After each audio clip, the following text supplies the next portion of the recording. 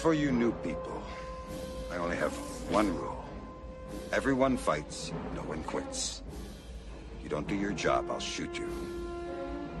You get me? We get you, sir! Welcome to the Roughnecks. Ratcats Roughnecks!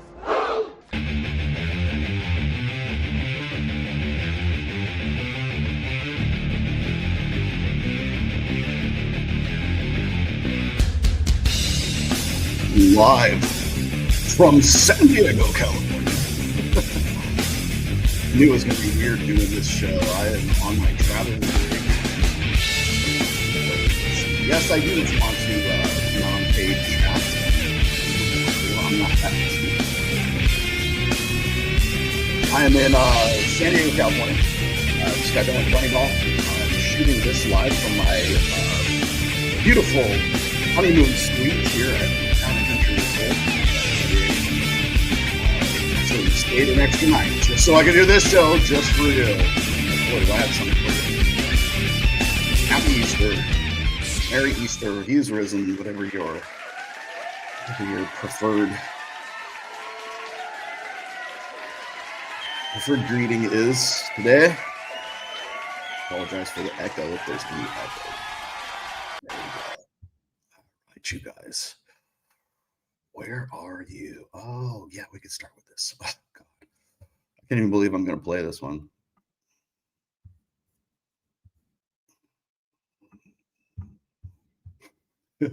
Yes, that's polarized. Yes, we are here. We are here. We are very happy to be here. Yes, indeed. Yes, indeed. Yes, we are here. Yes, we do have a message for you and your community in the world. There will be a shift that will happen on your planet. The frequencies of your world will shift dynamically. We implore you now. Understand you are in control of your individual experience, your individual frequency, your individual understanding for now. You can create what you desire for your future by merely existing in a frequency that is higher and better. Know that we are here to support you through this shift of humanity. Nothing's happening to you. It is for you and the betterment of humankind's experience on planet Earth.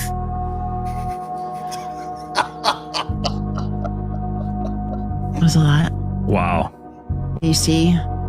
Wow. Yeah. Do you know who that was? Or That was the Great Council. how many of them are there? Oh, there's a large group of them. When I walk in to work with them, they're all sitting at a table. That's a visual that they give me. I don't know exactly the number. They are creator beings. They are very, very, very, very powerful, loving beings. They really are trying to help us understand that we're in control of our experience.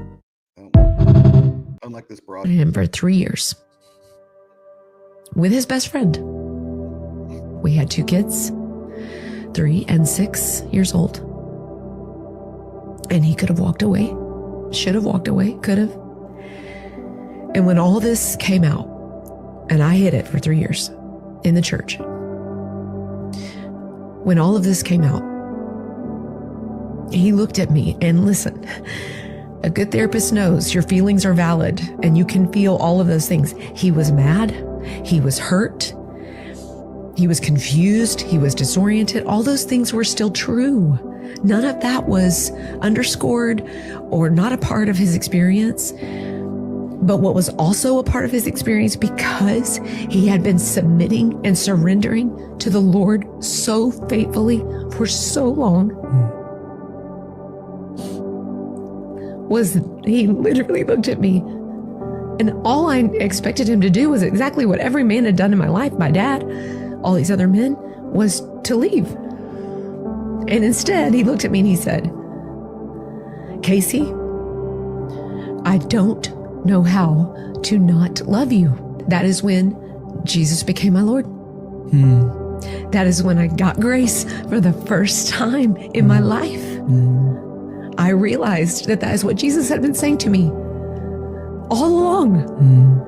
You don't understand, girl. You can run from me. You can hide from me. You can be mad at me. You can do all these things. And the reality is, I don't know how to not love you.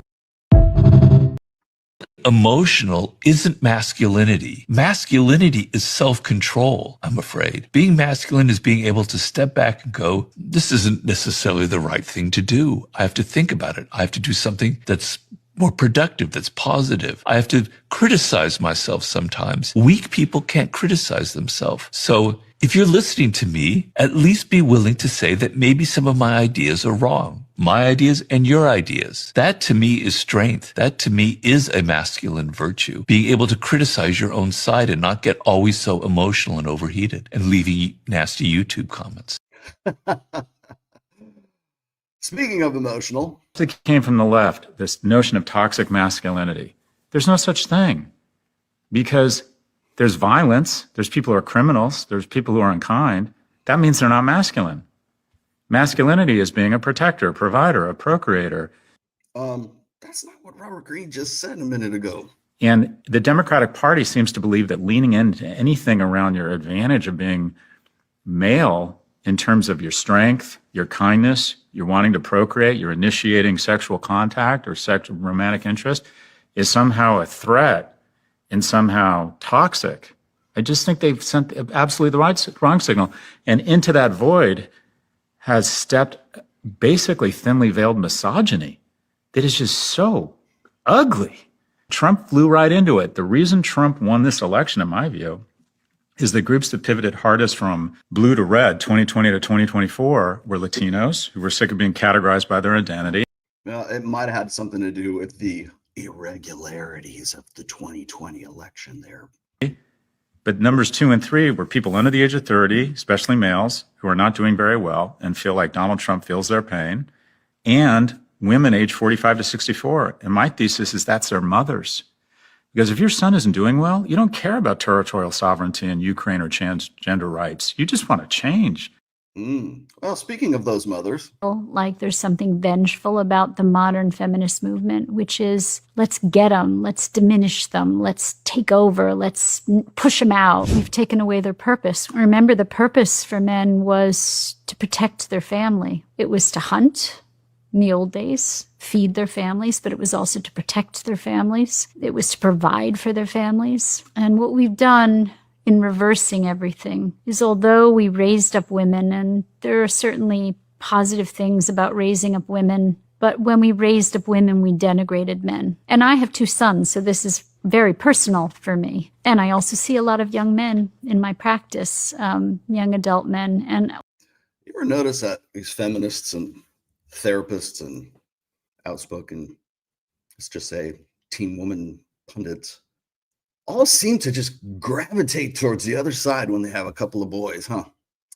Funny how that works. What I'll say is that they feel discouraged, they feel purposeless, they feel diminished, and there has been something vengeful, I think. So the feminist movement was meant to give women choice and to balance off what was imbalanced in society. But there's something vengeful about it. I think at moments I feel like there's something vengeful about the modern feminist movement, which is let's get them, let's diminish them, let's take over, let's push them out, let's beat them up, let's show them something really vengeful. So for me, the feminist movement was meant to create balance. It wasn't meant to set into play this other kind of imbalance. And, more than, I think 60% of universities are women now, as well as graduate schools. And the studies show that men will marry at their educational level or below.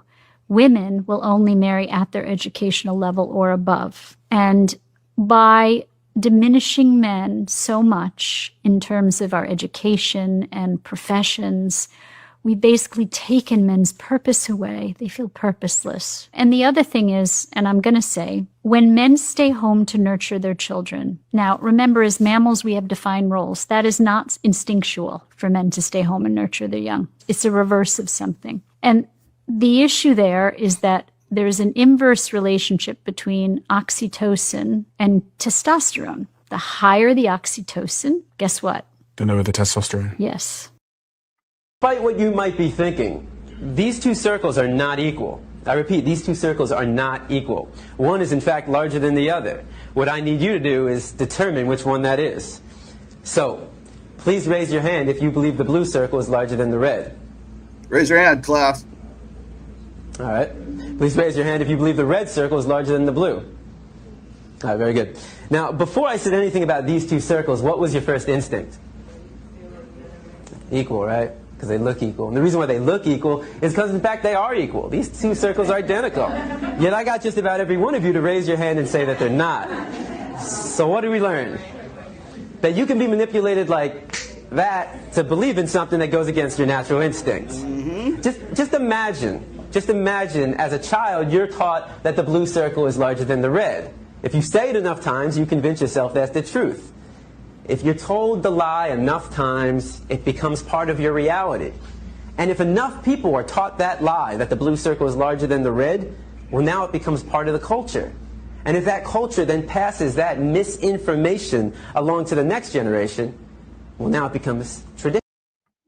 Hot is going to be perceived as funnier. He's going to be perceived as having a better personality, as more intelligent, even if he isn't, more likable, even if he isn't. They've done some really silly studies here. I mean, it's terrible, but they've put photos and biographies, kind of like a dating app, and mixed and matched them to try and determine the effect of looks versus personality. And there was a study on women where they did this. There were moderately hot guys, there were hot guys, and not so hot guys. And the personality changed whether the hot guy or the moderately hot guy was preferred. But no matter what, the not hot guy was not preferred. Personality mattered if a guy was hot enough. So the guys who were very unattractive, they were rated as having worse personalities than they would have if they were hot, and they were rated as less dateable overall than the hot guys. It is just one study, but there's other studies that converge on this idea that if you're past a certain level of hotness, then personality makes a difference. But if you're not attractive enough for a person's standards, then personality, it might matter, but it doesn't quite make a difference. Because it's so funny, I'll share the second part of this study. They had the women's mothers come in and were like, choose someone for your daughter to date. And you'd think it's like, gosh, I mean, the mothers are surely going to pick based on personality because they don't have to be with the guy physically, one would hope. And yet they went through the same selective pattern as their daughters. Now, from a social perspective, this is pretty hard to get your head around because it's like, well, they don't have to sleep with their daughter's boyfriend, so why do they care what he looks like? Right. But from a basic sexual selection perspective, right, from a biological perspective, it's like, well, that's their grandchild that they're talking about. And so they have to care about the same things. For the same reason that one might want a good-looking husband to have children with, you'd also want a good-looking man to help produce your grandchildren.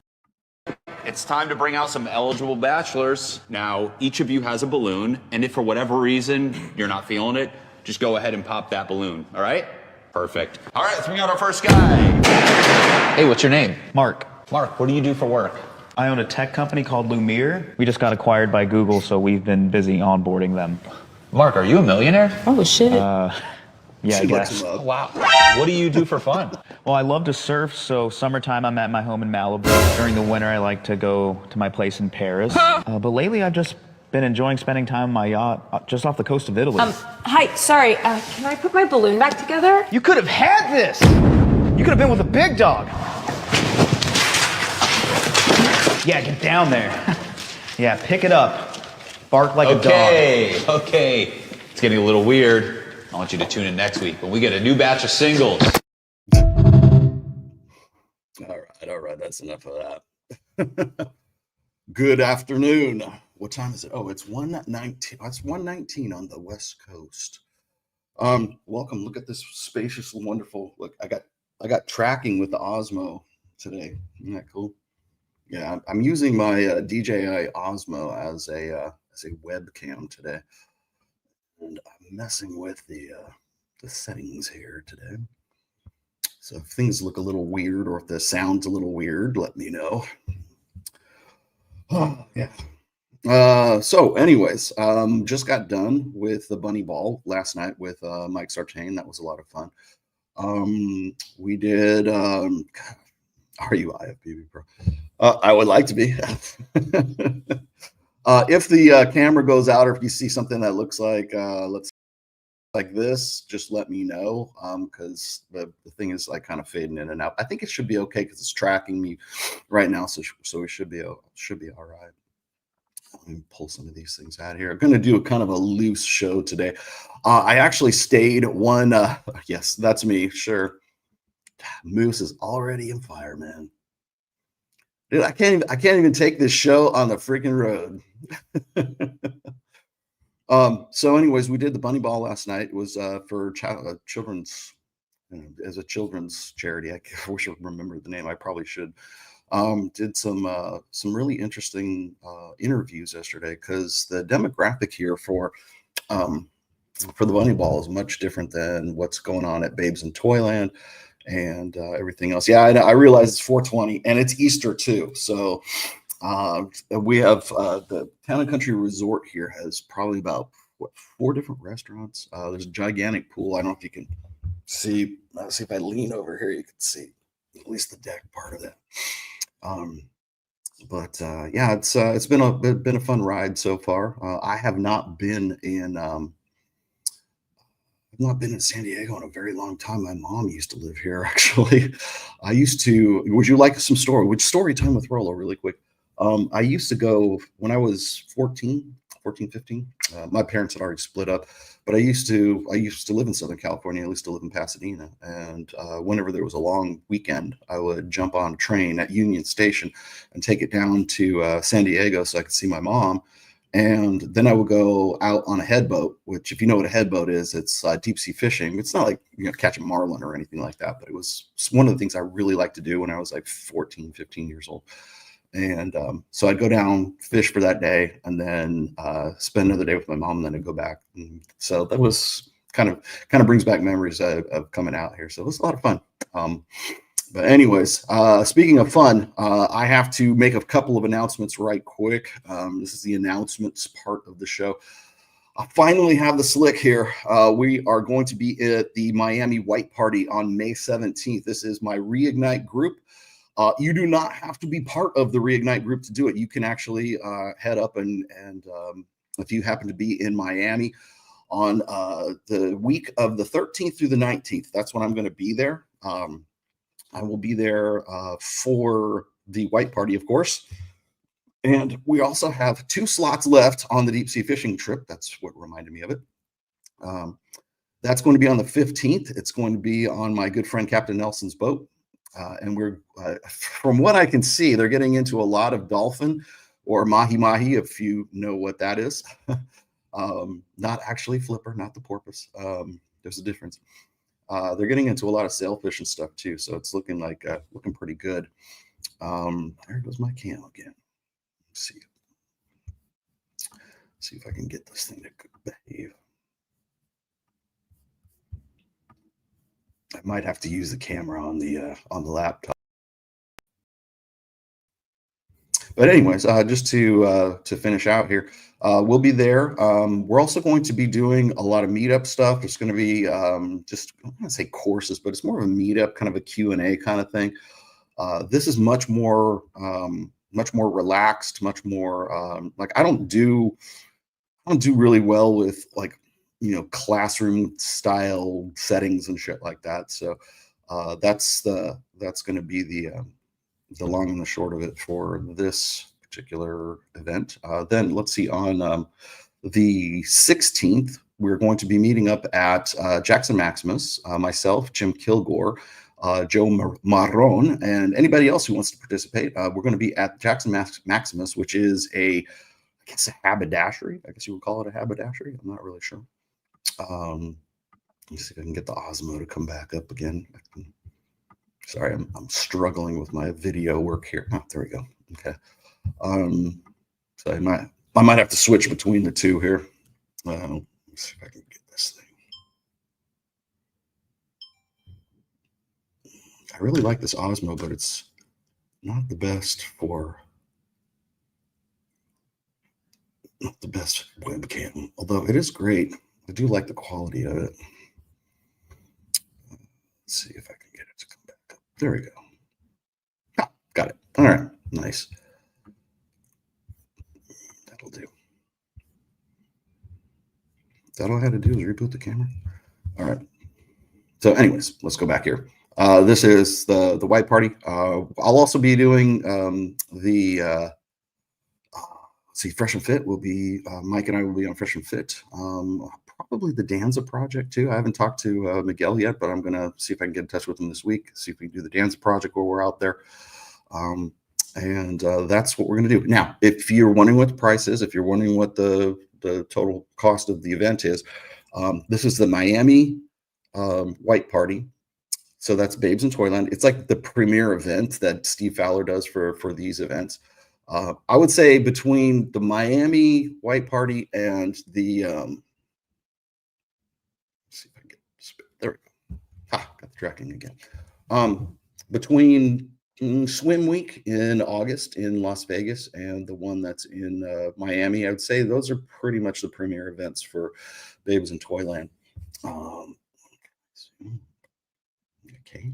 Oh, look, you can even do this. There, now you can see. Yeah, it's all right. It's not a bad one. Oops.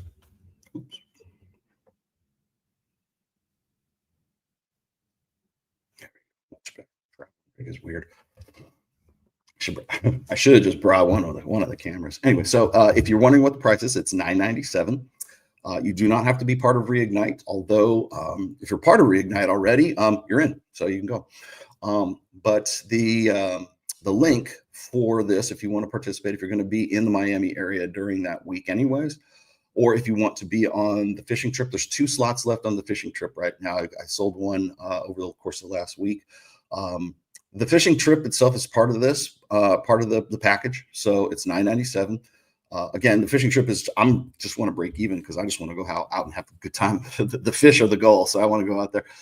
But the reason why we do these kinds of things is because I'm of the opinion that guys do better communications when we have like a shared goal and we have a shared interest and we're doing something that's just like something that we both like to do, right? So if you want to go shooting, you want to go work on a car, you want to go, I don't know, play golf, whatever the hell it is. I want to play Warhammer.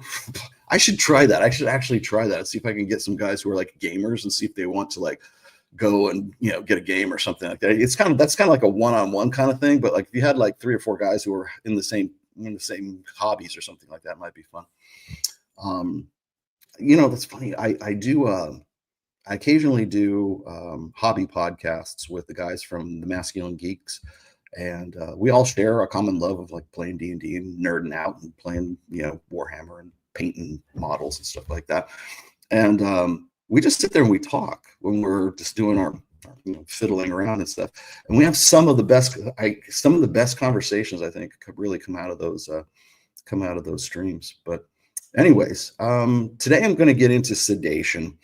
And the reason why I'm going to do this today is because I don't know if you guys are aware of this, and you should be. I don't know why you wouldn't be, but I am, dude, fuck off. Go fuck yourself, okay? You have no idea what you're talking about. Literally have no idea what you're talking about. You want me to tell you something else? Just because you decided that you wanted to waste my day and my time with this bullshit, let me explain something to you. When Mike and I were doing interviews last night, Mike made a point of asking every single chick that he interviewed whether they had a boyfriend or they were there with somebody, right? Were they there on a date? Were they with a boyfriend, with a husband, whatever? Every single one of those chicks said they were single and they were there. Every last one of them. Now, it might have been the ones he was just going after. It might have been the ones that he was, you know, he was targeting. We pick the girls. We want the hottest girls so we can do the interviews with these girls, right? So, God damn it, man, I'm just gonna have to switch off to this webcam. Oh, there we go. Each one was single. Every single one of them was single. So. All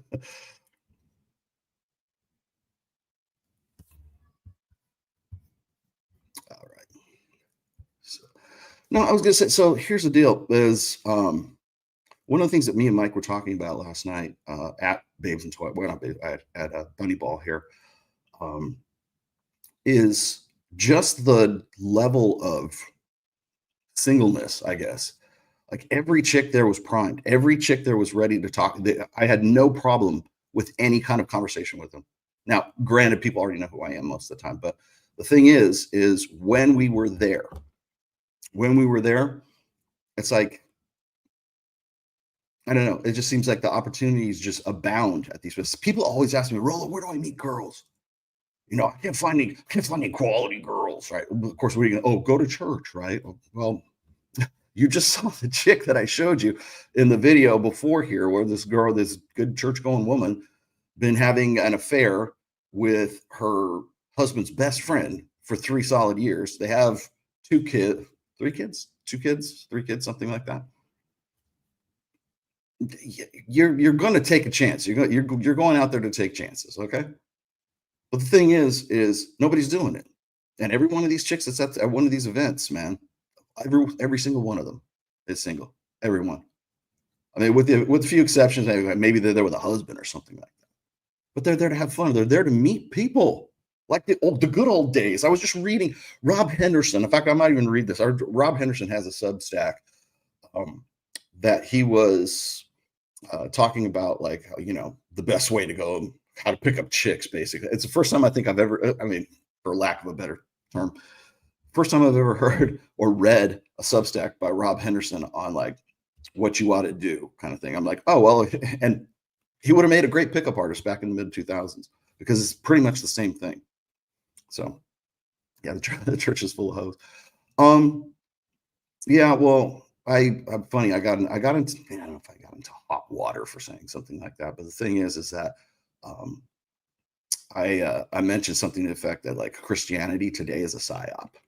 Now, am I saying the entire religion is? No, but certainly today. And as you guys have always, you know, whenever I'm talking about marriage, whenever I'm talking about higher education, stuff like that, people hate it when I say, you know, I think that education like is its own reward. I think being a well-educated, being an individual who has the ability to speak knowledgeably on a great many things, to be a Renaissance man, right? That used to be something that men aspired to know a little bit of something about everything. And if they didn't, they had the ability to go to a library, or the ability to go find somebody who knew something about it. And the next time they got into a social situation, they could speak knowledgeably about it. And education is its own reward. There are aspects of my education when I was at the University of Reno, UNR. I would always listen to these guys who would say, what do I need to know this shit for, man? I don't need to know humanities. I don't need to know, where am I going to use this in my life? And I was just thinking to myself, I was like, this is some ignorant fucking shit. I mean, you'll need this at some point. Like, even if you got to answer a fucking question on Jeopardy or something like that, at some point, learning a lesson or maybe relating it to something that you've learned in history or whatever else at some point, right? Or math, right? I was a psych major and I have a BFA. What do I need math for? I do need math. I need math so I can figure out my checkbooks. I know I need math so you know why I need math for? So I can figure out probabilities. I figured that out later on. Like, you know where I need math the most? At craps tables in Vegas or in Reno, right? You want to understand how to play. You want to know why I only play craps is because I have an education in math enough that I understand permutations, and I understand like the law of averages. I understand, you know,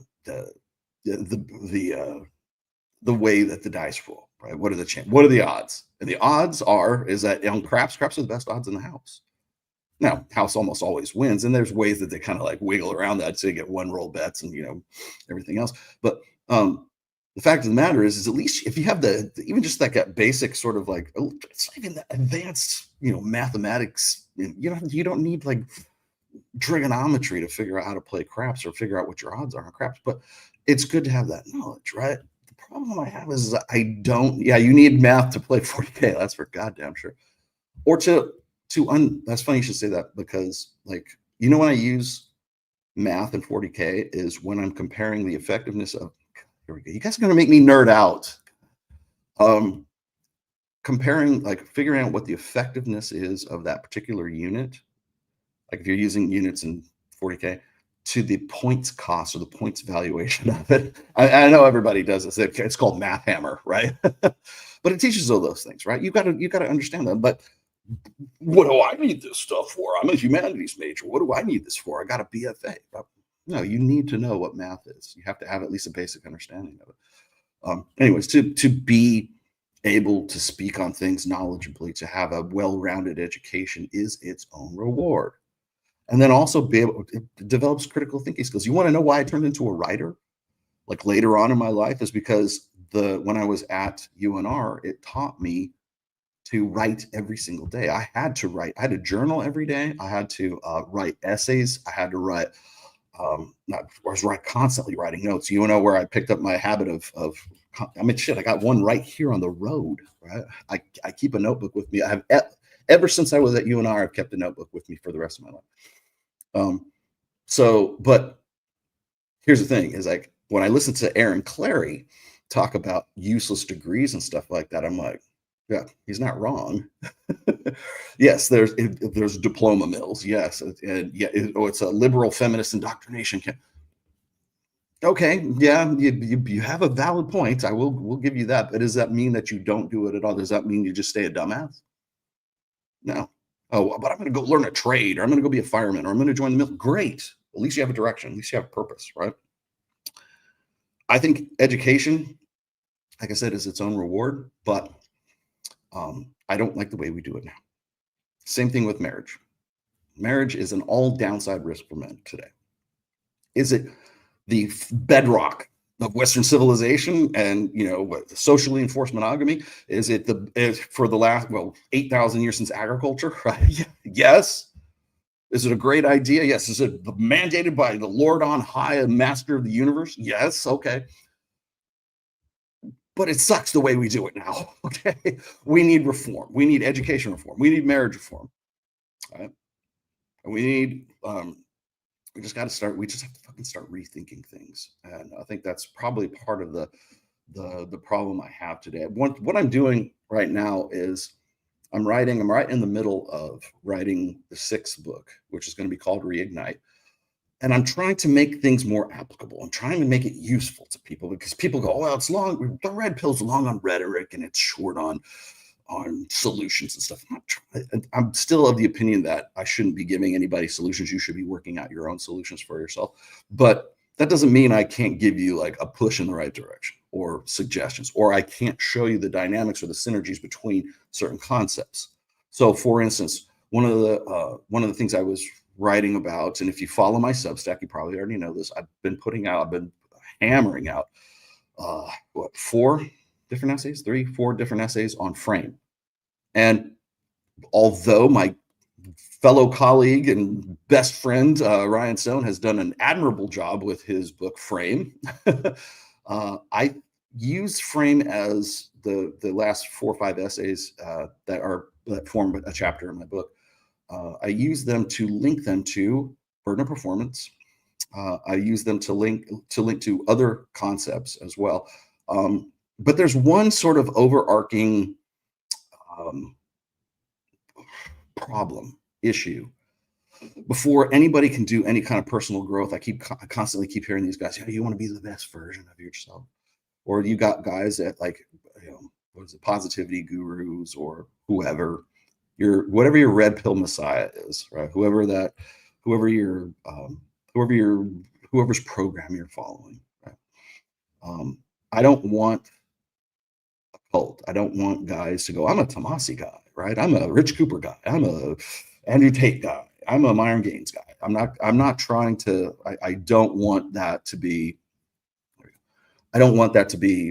an issue, because I want you guys to be responsible for your own successes and your own failures too, right? I take accountability and responsibility for failures, but also take a fucking victory lap now and then, man. I had a guy come up to me last night at the Bunny Ball, and he wanted to shake my hand, and he wanted to introduce me to his hot ass girlfriend.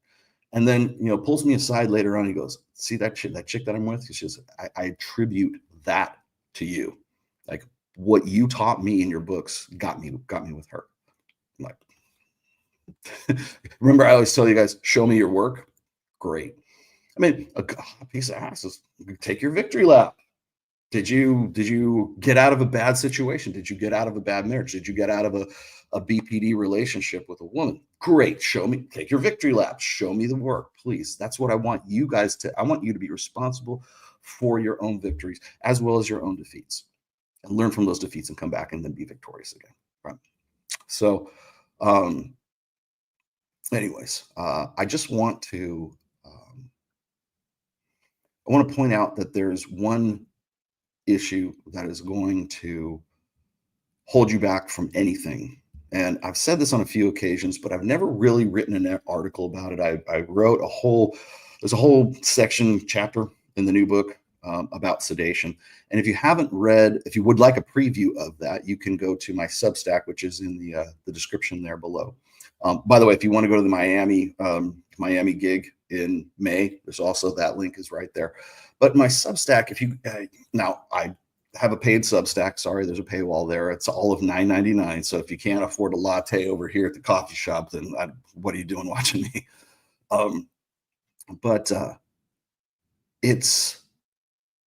When I was writing it, like I've talked about sedation before because it's something that I've had personal. I think pretty much everybody has had a personal experience with some form of sedation, whether it's an addiction or it's a mindset, or it could be your habits, could be your routines, could be a physical addiction, could be porn, could be weed, could be video games, but it can also be the way that you think about things. And so the more I was writing about this, and the more I was taking notes, the more I was doing some studying up on this stuff, I had to make sure that I was covering all of my bases. I might have to write a second, like a follow-up to this at some point. But the one thing that writing this essay impressed upon me is that you will not do any personal changes in your life unless you are forced to do those things. Very few men will ever make a personal change, will ever really sort of rethink their lives, I guess, have any kind of insight unless it's at the barrel of a gun, right? And by that, I mean, like, you're looking down homelessness, right? Or you have let yourself hit rock bottom, or as I like to say, you've been zeroed out. And really, that's what my Reignite program is about, is helping guys sort of like fight back from zero.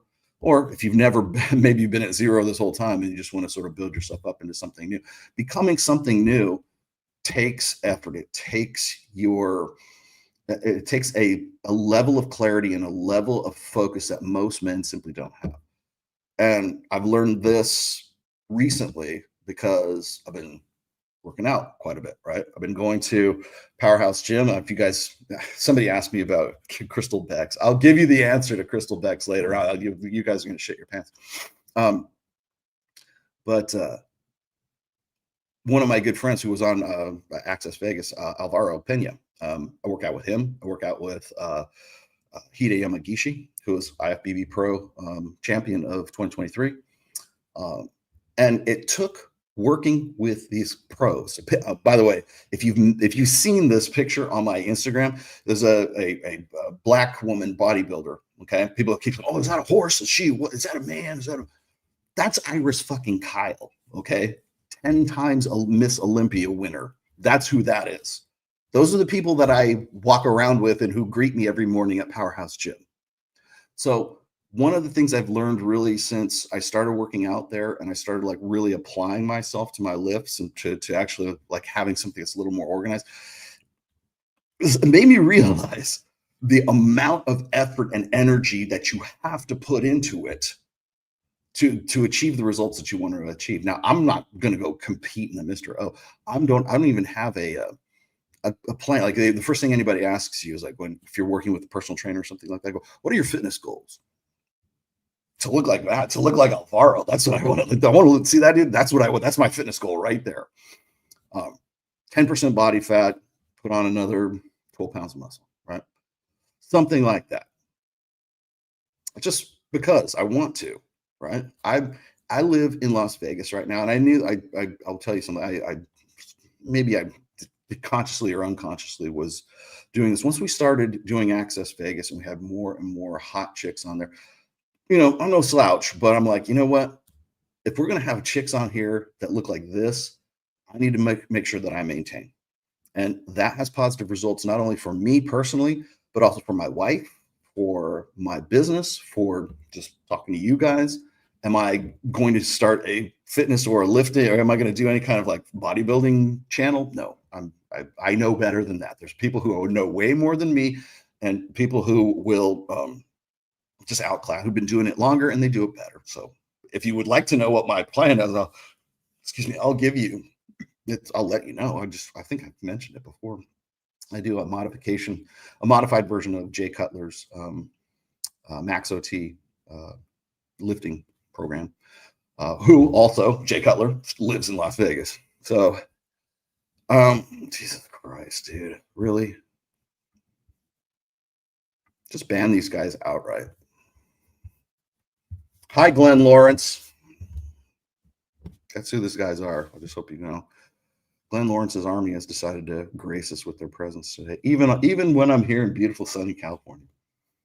It's kind of cold last night, though. Anyways, but the amount of effort, I don't think enough people really realize just the insane amount of effort it takes to go from ordinary to extraordinary. And thank you. You're welcome. Tell your wife I said hello, young lady, for me. You're welcome. I'll be sure to tell you that. The Alpha Podcast. You know what's funny? I noticed there is this, like, when I was watching have you guys seen the CNN breakdown of the manosphere? Some chick decided for a year she was going to go date like red pill podcasters or red pill influencers or red pill men for however long. And I'm like, so let me explain. Let me see if I figured this out. You're basically going to catfish these guys, and you're a CNN like correspondent or writer or whatever the fuck they call you guys these days. And I've seen a lot of reviews about the CNN expose on the red pill, or no, on the manosphere, and of course they think it's like this alt-right neo-Nazi white supremacist movement, which of course is exactly what I told everybody. People are going to appropriate the name red pill to sort of put it wherever they, for their own pet ideologies, right? And then what happens is you got mainstream media outlets that are picking up on this and saying, oh, this is what the red pills are. The funniest thing about this is that the people who are talking about, like people like myself, Mike Sartain, Myron Fresh, Brian from whatever podcast, or God knows whoever else, No Fugazi, those guys. I mean, can't think who else. There's a few others. Sorry if I don't name you, but they call them alpha male. These alpha male podcasts. That's what they say. So this what you're watching right now would be described as an alpha male podcast. And I'm like, I don't think I've ever referred to myself as an alpha male in anything but like sort of, a facetious way. I've referred to myself as a lesser alpha, and that comes from this scale that Royce, old blogger Royce from Heartiste, did way back in 2009, and he had this questionnaire, and he had to like fill out these questions, and it would tell you whether you were like a beta, you were this or that. I did it one time, and it came back as a lesser alpha, so that's what just as a joke, I kind of referred to myself as that. So it was just, but the fact that you've got this little blonde chick who I should really review this. She's got this little blonde chick who's decided to take a year of her life to pretend like she's interested in guys who are from the manosphere enough to want to go out on dates with them, so that she could sort of like write personal notes about like, here's what they really think. Right? It's a joke. And what's funny is CNN thought they were going to jump on the manosphere train that everybody in the UK is right now, and sort of cash in on all you got to do is just drop manosphere into any article, and now people, you're going to get eyes on it, and none of them know what the fuck they're talking about. It's just easy clicks for them.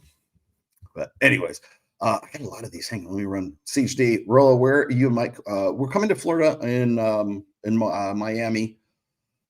I'll be there the 13th through the 19th, and Mike will be there until the 18th. because he's flying back on Sunday so he can go to EDC for a couple days. I think it's Sunday, and he's probably going to be, he'll probably get off the plane and go straight to EDC. Now, if they would have like Aftershock, or if they would have like a metal like festival or something like that, I might consider it. But EDC, I would go. But 1 Corinthians 15:32. Well, it is Easter, so I'll entertain you. What advantage is there to me if the dead rise not? Let us eat and drink, for tomorrow we die. He is risen. Merry Easter. Is it Merry? My sedation, 1 bourbon, 1 scotch, and 1 beer. Thank you, Rational Trucker. I hope you have a good Easter, my friend. Dr. Taraban defines frame as authority and control in a relationship vested by power. Yeah, Dr. Taraban is a ripoff artist. Do elite level betas lose frame in marriage due to divorce laws? Well, what Dr. Taraban is missing here is conversations that I had with Dalrock back in the day. Okay. Dalrock used to, your question, MCD, your question refers to what's called threat point. Okay. And of course, me saying this, Dr. Taraban is going to do another 12-minute video called Threat Point. Let me tell you why no one's talking about this. Threat point is this, is that it gets back to power dynamics, right? The person in any relationship with the most power is the one who needs the other the least. And so what happens is the power dynamic shifts in marriage because the woman needs the man less than the man needs the woman. And this is just simply like, I'm not saying like emotionally, I'm not saying financially, whatever. I'm just saying legally, by signing that contract, that woman now needs that man less than he needs her if he's going to, maintain. One of the things that I keep seeing from TradCons constantly right now is this push to do better. And you've heard me say this a million. I was just said this on Access Vegas. I think there's even a clip of this now. But on Access Vegas, I mentioned something to the effect of how you'll see people like Matt Walsh, certainly Scott Galloway, right? Liberals and traditional conservatives alike both agree on one thing when it comes to the masculinity crisis, and that is that men need to do better. Why do they need to do better? Not because we need better men, because we need women to have those better men as better husbands. None of them can deny the fertility crisis. None of them can deny that we have been below replacement level fertility in the United States since 1976. Okay. The time to have worried about it and rang the alarm bell was in the mid 70s. But now everybody wants to fuss about it. Same thing with Korea. This is a worldwide thing too, by the way. I think a lot of people simply miss the boat on that when they talk about fertility, or they want, oh, well, what about men? Men this and men that. Men need to do better. They need to be more masculine, blah, blah, blah. But we can't have them be assholes. That's what Scott Galloway's whole shit show is about. It's like, yeah, well, we need better men, but don't give them enough authority so that they can actually run the fucking world again. Don't give them that power back. Just make them better enough so that when the floodwaters rise, they're going to go save Aunt May from the rising waters in Mississippi or whatever. When the burning building is about to burn up the baby, we need the kind of masculinity that guy will fearlessly run in there, grab the baby, and run back out. Right? How many times did people do that and they die? But the fact that guy would run in there and run out is the real question. In fact, that's my main gripe with guys like Galloway. That's why I compared and contrast Robert Greene with Galloway's takes on masculinity. Robert Greene is like, emotionality is feminine. Women lead with the emotional is the female realm. The rational and the empirical, that's the male realm. Has been for quite some time. Men lead with their reason, used to, until they were taught like women to lead with their emotions. I love it when I say this. Whenever I'm explaining instinct, emotion, and reason, and I'll say, from a naturalistic perspective, women process information, process stimulus from the outside through instinct, emotion, and reason, and in that order. Men, instinct, reason and then emotion. We have our natural instincts to, we're observing, we're figuring out what the fuck's going on. And then we're like, okay, how am I going to solve this problem? Reason. And then how did I feel about that? Whew, I almost got eaten by a saber-toothed tiger. Oh, jeez, I was scared, right? Women, on the other hand, is instinct, emotion, and then reason. And we're taught that that's the right way to do it because we live in a gynocentric social order. Scott Galloway is a product of a gynocentric social order. I mean, so is technically Robert Greene, but Robert Greene at least kind of understands. He sees the code in the matrix, at least. Scott Galloway, as a liberalism, socialism, communism, feminism, they're all parts of the same stem. They all come from the same root of that tree. So a female way of thinking is egalitarianism. Remember, hunters and gatherers. Women are the gatherers. Women find safety in numbers. Women need security. They are the vulnerable sex. They are the incubators of the next generation. And so therefore they need to have long-term security. Men, on the other hand, know that there's no such thing as security, period. The only way you get security is with a big fucking stick and a lot of muscles. That's how your ancestors did it. And that meant that they didn't think about how they felt about it before they went out and they fucked shit up. Men are violent. Yes, they are. Deal with it. That's part of masculinity. Violence is inherently masculine. Inherently masculine. Shit. Hang on one sec. God damn it. There we go. Much better. Anytime I touch something, I'm afraid I'm going to move something around here. Inherently masculine. Violence is masculine. Sorry, not sorry. That's the way shit works. Again, what I would tell Scott Galloway is this: is that you want, coach, and you want a nice, warm, huggy, fun dad and stuff like that to be your masculine ideal. Great, but you know what? When shit hits the fan, dad needs to pick up an automatic rifle and start fucking killing things, right? What was it? Justin Wallace says a man needs to be able to change a diaper and slit throats in the same half hour. Yeah, because both of those are, you could argue, both of those are inherently masculine, right? Solving problems. There's solving problems. I got a problem out here. I got to slit this guy's throat. Oh, there's shit in the diaper. I got to solve that problem too. Problem solving. Let me see if I can get back to this. Dr. Taraban by the way, if you want any questions, today is as much an AMA as anything else. I will get back to sedation here in just a moment. Dr. Taraban defines frame as authority and control in a relationship. That's no. That's because Dr. Taraban has never dated in his life, I guess. The frame is the sum total of money, muscles, and game. It's health, wealth, and relationships. It's having a world into which that woman wants to enter. Does it have to do with control in a relationship? Those are power dynamics. Yeah, in a way, I guess I could agree with half of. I think he's half right.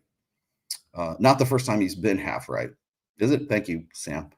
I think I wonder if it's the tracking. I love the gimbal on this thing. It's great.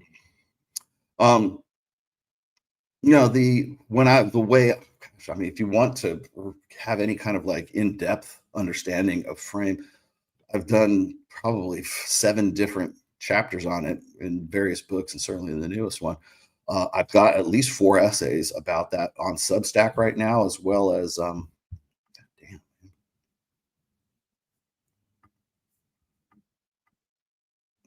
see if I can go. There we go. It keeps switching between the two here. Oh, and now I'm frozen up. Hang on.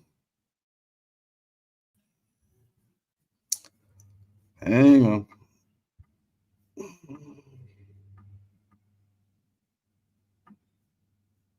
Oh, there we go. Come on, get back to me. I wonder if I did this. Hang on. Let's pull that.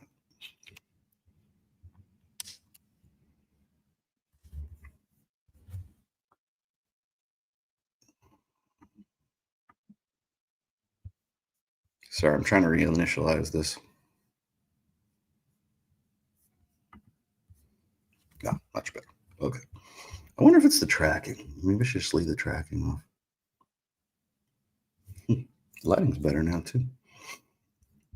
There's a lot going on with this camera. I don't know. It's good. It's good for some stuff. I don't know if it's really good for webcam stuff. So anyways, Dr. Taraban simply doesn't. I don't think he's really explored this enough. Although he'll probably rip off my next shit to do it. There we go. Is that working?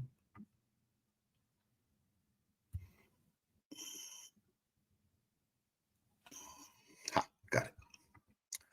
Yeah, so Taraban's, I have a love-hate relationship with Orion. I like him well enough. I understand what he's doing. The guy, when it comes to clips and it comes to short-form video, outworks the fuck out of me, but I do long-form, so not much I can really do about that. But no, I mean, when it comes to frame, I'm of the opinion that frame is sort of the gestalt of money, muscles, and game, for health, wealth, and relationships. It is the world into which a woman enters, and either she enters it or you enter hers. So is that it by definition authority and control in a relationship? No, not necessarily, and I'll tell you why. Because you could have a guy like, let's just say like Jeff Bezos or somebody like that, or somebody who's got a good chunk of change, somebody who's got a lot of money, some that woman is financially dependent on. I've worked with enough guys right now who have been, anybody would say that they're alpha. This guy's super alpha. How can you say he's not alpha role? In their business, in their personal life, in their business life, in their money life, in, I don't know, whatever, their religious life, their whatever, they're men's men, right? Until the woman enters the factor and she's the one that sort of wears the pants. He'll do anything for her. It's blue pill alphas, right? They do not control frame. They do not have any power dynamics other than the fact that and if you saw them, you would say, okay, well, they're the ones that are, in control, but they're really not. So it's really here's another one. Let's do the reverse. You got a guy who is sort of this homeless bum and living with you and is financially dependent on you. And you're the one that is, the one that has the living situation. Are you entering his world or is he entering your world, ladies? So again, the definition, I don't think he's thought about this enough, because frame is not it's a psychological term, a sociological term, psychological term. It's not something that pickup artists just pulled out of their ass one day. It's actually something that maybe Mystery read it somewhere and incorporated it into Venusian arts and all this other shit. But it's actually a psychological term and a psychological phenomena that the early pickup artists picked up on and they used, and still is, I think, a pretty valid concept today. So Chris Williamson and Professor Galloway define masculinity as protecting, providing, and procreating is serving others the definition of masculinity. They think so. They will tell you the same. I don't know. I'm not sure. I'm not really, I don't know about Chris Williamson these days. Honestly, I think he's just there to facilitate an interview. But Professor Galloway does, because he's very liberal. He has a very feminine mindset. Mindset is something I wanted to talk about today. So if I brought this up, MCD, on you're bringing this up because I launched into this on Wednesday on Access Vegas. I showed not this clip, but it was another clip that Galloway had done, and it was basically the same thing. The idea is that you'll notice that whenever Galloway or any, say, leftists in general, focus, they can't ignore the fact that there's a crisis in masculinity. They can't ignore fucking adolescence. They can't ignore any of this stuff anymore. Well, men have problems, right? Richard Reeves, right? Richard Reeves, I like Richard Reeves because he gets the diagnosis right. He gets the cure wrong. He gets the prescriptions wrong. Professor Galloway gets some of the diagnosis right And the parts he gets wrong is the parts that don't align with his pro-feminine way of solving problems. So when, well, and I'll show you the video, but when Scott Galloway is on The View with all those chicks on The View, you know, Mike's like, oh, well, this is great. This is a win because now even liberal leftists are being forced to talk about this. Yeah, they are, but they're coming up with the wrong solutions if they even are accurate in their assessments in the first place. So just to be aware of the problem is not a victory. It's coming to terms and having some accurate information about what the issues are, right? About why do we have a crisis of masculinity? And you'll notice that even traditional conservatives, you'll notice that everybody who's decided to jump on the crisis of masculinity train, they all want to solve the problem with protection, provisioning, and procreating, which is parental investment. Where have we heard that before, children? The beta bugs attributes, what are they? Protection, provisioning, and parental investment, which is basically procreating. Okay? They just couldn't figure it out. Parental investment. That could also mean that you're the dad who stepped up too. But those are the three aspects of long-term security that women need. That's why I took issue with that. That's why I blew up at it. I'm like, well, this is great, but you know what? There's also the alpha fuck side. There's also the side that Mac and Murphy says that, you know, women want hot guys. They don't even care about your fucking personality unless you're hot enough for them to care about it. Unless you have physical attraction and you meet the arousal cues, prerequisites of a woman, they don't want to get to know you. You can have the best fucking personality. You can be the kindest, most thoughtful, generous, loving person in the whole fucking world. You have Bob balloons. Doesn't matter. Why do those? I mean, it's a setup, by the way. I know that this was rigged, but I've seen this happen often enough on the balloon shows. God, can we please be over these? I know Netflix is doing one now too. But you know why they popped the balloon? Because he's not hot. They don't care anything about this dude. They could give two flying fucks about this guy. But they pop the balloons. Why? He's not hot. He doesn't look like he's got a 12-inch dick. He doesn't look like he lifts. They don't care. They want the complete package. If the guy comes in and he looks like maybe Jeff Bezos is a bad example. He looks like Bill Gates, right? He looks like Elon Musk, right? Now, pretend you don't know that Elon Musk is a multi-bajillionaire and he's the richest man in the fucking world.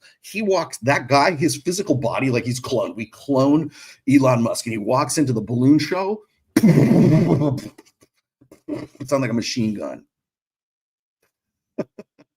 They don't care. They don't fucking care. They don't care about protection, provisioning, or parental investment unless you look like you can lay some pipe. That's why. We should bring this. That's exactly why I brought on Alvaro on the show. And I already made this confession last week. I said, I want to bring Alvaro on because he's a good looking kid. He's a good looking, I shouldn't call him a kid. He's 32. But he's a good looking guy. And yes, he did hook up with Crystal Becks. You didn't hear that? With Crystal Becks. Yeah, I have a very funny story to tell you about that. But yeah, but they want to know what his story is. They want to know what Alvaro, how did you immigrate to this country? He speaks like he's still working on his English, right? Fluent Spanish, and Crystal Becks speaks fluent Spanish. I'm like, you might have said something before we started the goddamn show. But be that as it may. Language barrier? Oh, there is? They don't care. Oh, we can work around that. Oh my God. Yes. So when I hear Professor Galloway or Chris Williamson he used to be a male fucking model, for Christ's sake, right? Man, come on, give it to me again. Hold on, let me see if I can get this to go back.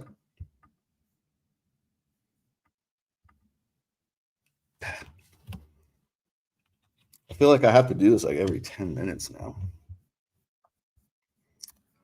There we go.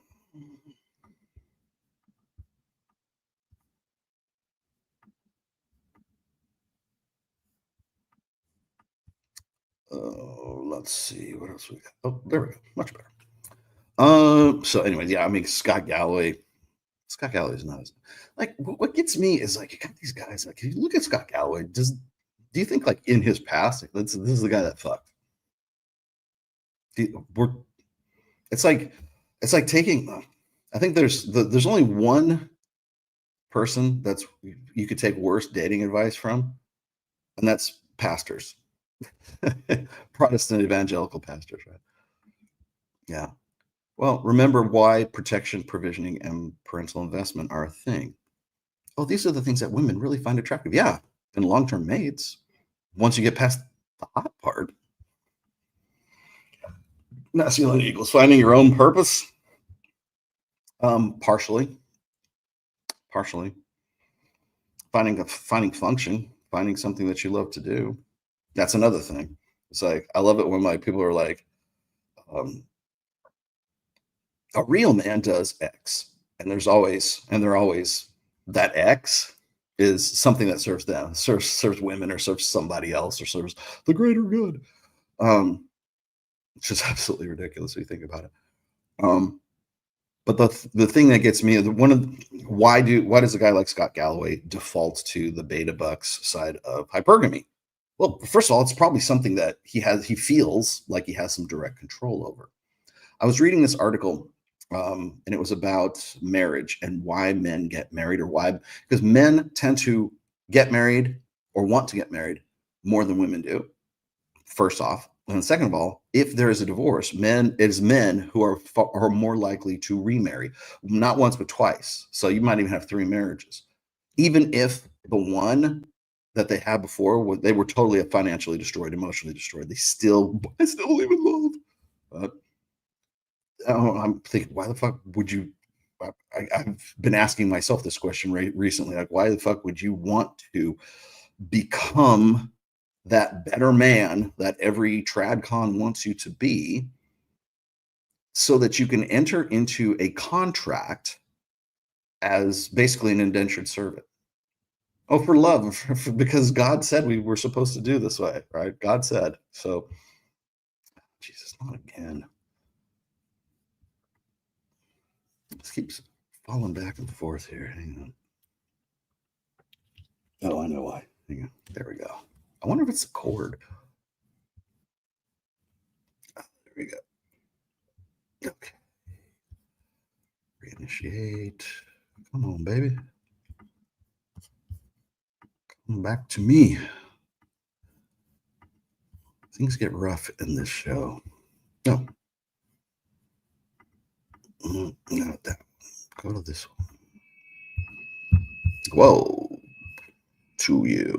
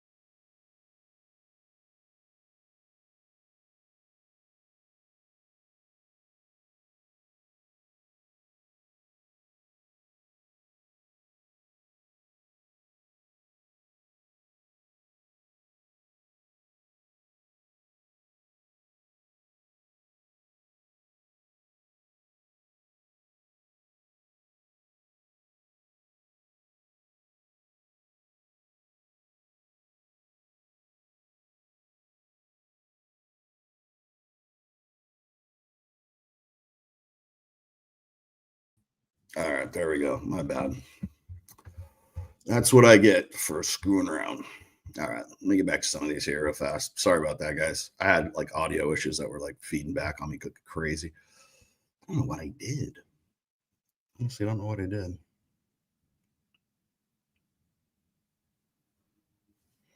All right, there we go. Hopefully that's it. I had to jump out and then just jump back in again. Let's see. Masculine, yeah, finding your purpose. I think we got to that one. Femininity equals following a man. I think femininity has a lot more character. Conventional femininity has a lot more characteristics than just that. That's one of the attributes, I would say. Yeah, I'll tell my wife, thanks, Alpha. Glad you're concerned. Rolo, just curious about your take on female sedation. Okay, I have a ton of guys in my friends group whose wives read smutty books and are obsessive about fictional books, boyfriends, etc. Men watching porn bad, women reading smut good. Yeah, well, the reason for that is because any form of male sexual expression is always bad. Okay, it's always going to, and by the way, it has always been bad. And not just, this is not like some 20th century invention. This is a phenomenon, let's just say, really kind of like, I think it kind of, if a guy has to talk about pussy, if a guy has to talk about what he like to, I mean, really the pornography really is male sexual expression.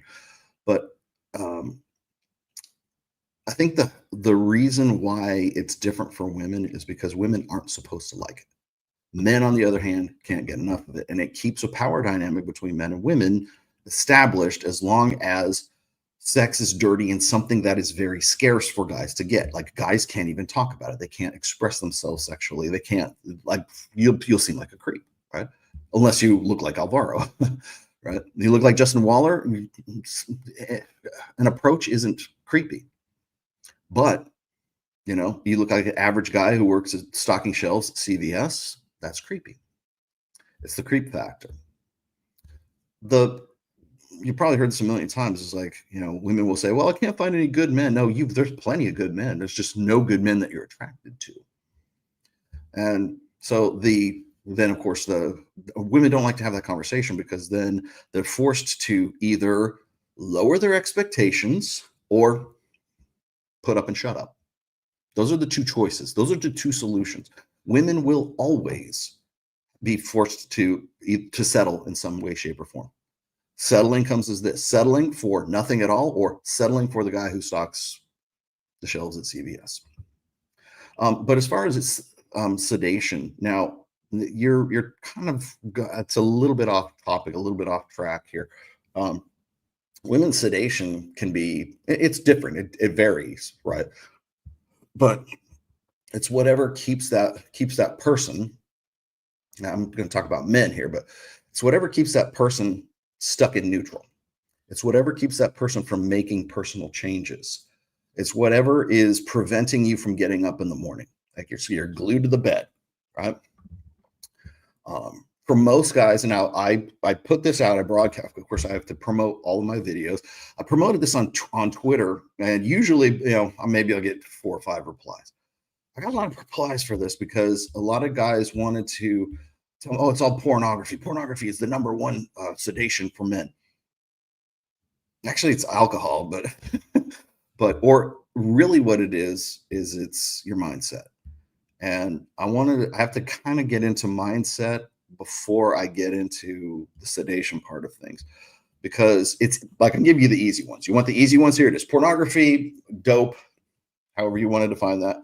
It could be prescription opioids. It could be marijuana, which is very, very, it's legal everywhere these days. Alcohol. When we had the lockdowns in 2020, the gyms were closed, but you could get booze and you could get weed.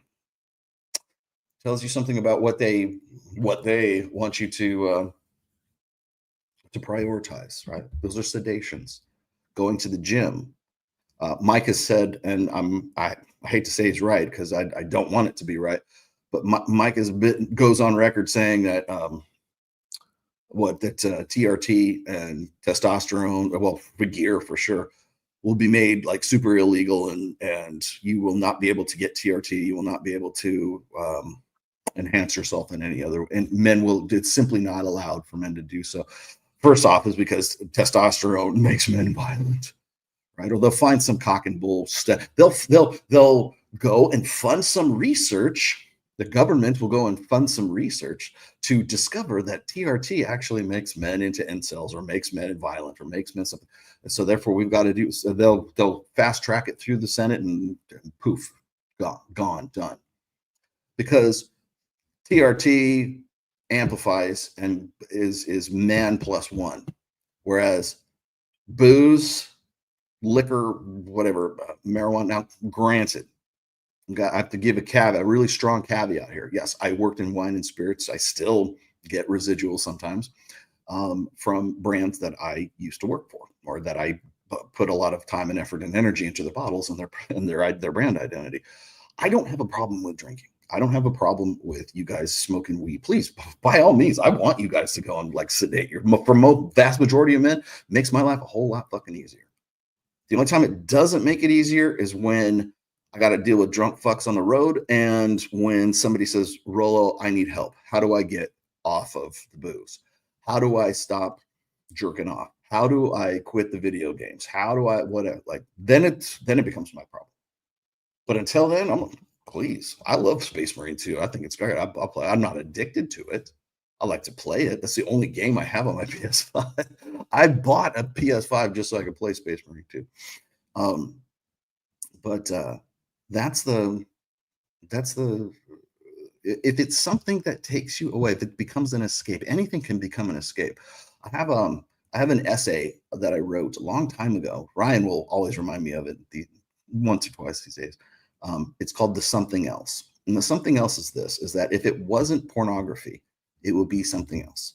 If it wasn't marijuana, if it wasn't cannabis, it would be something else. If it wasn't booze, it would be something else. If it wasn't, name it, it will be something else. You will find some way to escape your shitty life. And the problem is guys don't look and they don't see the source of the problem. The source of the problem is your shitty life. You're living a life you don't want to live. And that's the whole point, right? You're like, oh, I want to live a better life, bro. How to become a better version of myself? Well, first thing you have to do is give up your sedations. Admit that you have them, and then stop doing them. I don't know how you choose to do that. If you want to go to AA, or maybe you just give it up, or I don't know, maybe just dump all the booze in the house, maybe sell your PS5. I don't know, whatever it is. That's kind of like the prescription is up to you, but the first step in becoming something better is to identify that you have something that sedates you and holds you back from becoming becoming more than you are. And so the easy ones to list, of course, are the physical ones are easy, right? Jerking off, playing video games, too much, right? Any of these, like, I love we can have, would you like to have the conversation about moderation? Okay. Moderation, it sounds like it's a wonderful word. It's a great ambiguous word. It's just like, it's like, just be yourself. Right? The moderation and the actual behavior itself isn't the problem. The problem is your shitty real life. Anything can become an escape from your shitty real life. It could be something else. The problem is your shitty real life. You need to develop a life that is so exciting and so fun and so great and so awesome that you would rather be living your own real life in real time than escaping to video games or doom scrolling or, I don't know, super chatting on podcasts. When it becomes a problem is when it limits you from becoming more than you are. Like, oh man, I could do so much more if I stopped drinking. Yeah, you could. You probably would. One of the best decisions I ever made in my life was stop drinking. You know, and I don't have a DUI. I've never been to a meeting. I've never been to an AA meeting. You know, and people, well, we're not all cut from the same cloth. Yeah, absolutely. I'm not saying that you should be like me. I mean, you're going to have to deal with it the way that you personally, individually, are going to have to deal with it. But you're going to have to deal with it. And that's why I wanted to put mindset in here before we start talking about actual sedation. So I start with the easy ones.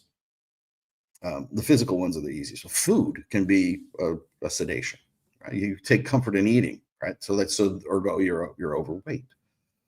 the more dangerous sedations are the ones that are the most convenient, the ones that are easiest to get to. That's why we go to porn. Porn is ubiquitous, man. I mean, you can't, porn finds you. Same thing with, you would have to go looking for drugs. Obviously you would have to, maybe not weed. You go down to your local dispensary and you can get that. Now, I'm not shitting on weed, you guys. It's 420, today's 420, right? It's weed day. We needed a special day for weed. It's like weed Christmas. Easter happens to be weed Christmas. But if it's that big a deal to you, I mean, if you're like Dan Bilzerian and you're making a shit ton of money off of weed and that's your business, I get it. Look, I've worked in wine and spirits for a long time. Please drink my booze. I would love for you to do that. I remember the Sex and the City years when flavored martinis were a big deal. Maybe they still are a little bit. But back when the chicks on Sex and the City were drinking Appletinis and Cosmos and whatever else, man, that was the gravy days, man. That was it was so easy to make money back then. Because that's what, chicks wanted to say, oh, man, this is cool. I look like whatever her name is. I can't know. Sarah Jessica Parker. Yeah. Easy pickings back then. And I loved it, man. It was so easy to do campaigns back then too, especially for a guy like me. It was very easy to do campaigns that sold to women, liquor to women. And which, by the way, now we see more women, or at least as many women, having alcoholism problems as men today. I'm sorry. I feel personally responsible for that. But those are choices. Those are the things that you have to do. And really, it's a force of will. It's an act of will. I mean, you're making the choices to do those things. That's why when people say, well, when Lily Phillips and Bonnie Blue and Annie Knight, when they're fucking like 1,000 guys, we need to remember that there's guys that want to fuck them. And then there's the guys that want to jerk off while they watch them fucking. Yeah, yes, but you're forgetting one last part of that equation. Bonnie Blue, Annie Knight, and what's her face, and Lily Phillips. Okay. God, not again. Come on, baby. There we go. Why does this lock up for me? Let me switch back. Switch back. How will it go? It's like I got a little while for it and then it stops. Maybe this isn't the best one to use.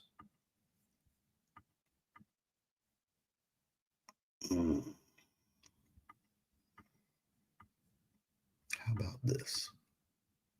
No, still don't want to do it.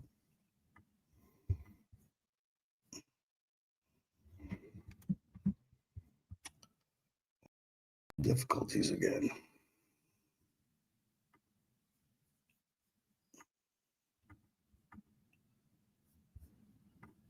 There we go. I probably should just leave that on so I can push this back in again. There we go.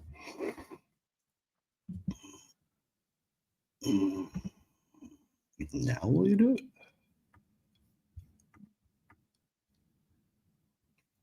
Much better. Okay. Yeah, let's see. Okay, let's go on to this one. Rollo, just curious about your take on the female sedation. Okay, I already got to that one. Men should put a house only in his name so he can kick her out at any time since she's not on the lease. If she brings a guy in, he can kick her out. Yes. Well, thank you for repeating Iron Wolf Tomasi number 4, shacking up. Never put your name on a lease with a woman. You mean that Rollo guy was right all along? Can't believe it. If a beta and an alpha get zeroed out, what is this hypothetical day? Is it hypothetical, crazy hypothetical day, MCD? Get zeroed out and the alpha makes a comeback. The beta is left traumatized. Have you noticed this on Reignite? How do you help betas? Well, first of all, education is number one. See, the problem I have with that definition is that it kind of ignores the fact that even if you're an alpha, it doesn't make you red. Remember, being red pill and being blue pill and being alpha and beta are mutually exclusive. So just because you have the access to that information does not necessarily mean you're putting that information into like making it useful for yourself. So So keep that in mind, number two. I don't like to use alpha and beta as like personal descriptors for guys, because most guys aren't those things for the rest of their lives. I've seen guys who have been sort of like, rug mat, betas, doormat, beta passive bitch boys, and turn their lives around. You would say they were alpha just, 6 years later. So look at the behaviors. Like if you look at what is an alpha behavior versus what's a beta behavior. Beta tends to be way more emotional, tends to identify more with the feminine, whereas the alpha side is much more masculine. It's much more self-important, more self-directed. So as far as, let me see if I get back to your thing here.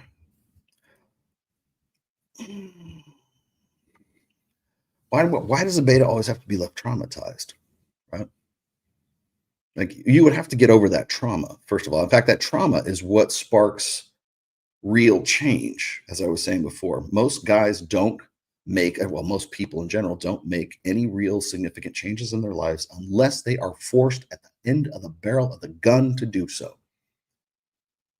I'm sorry if that traumatizes you, but you have to get over that trauma and move. It's hard to do. I get it. It's hard.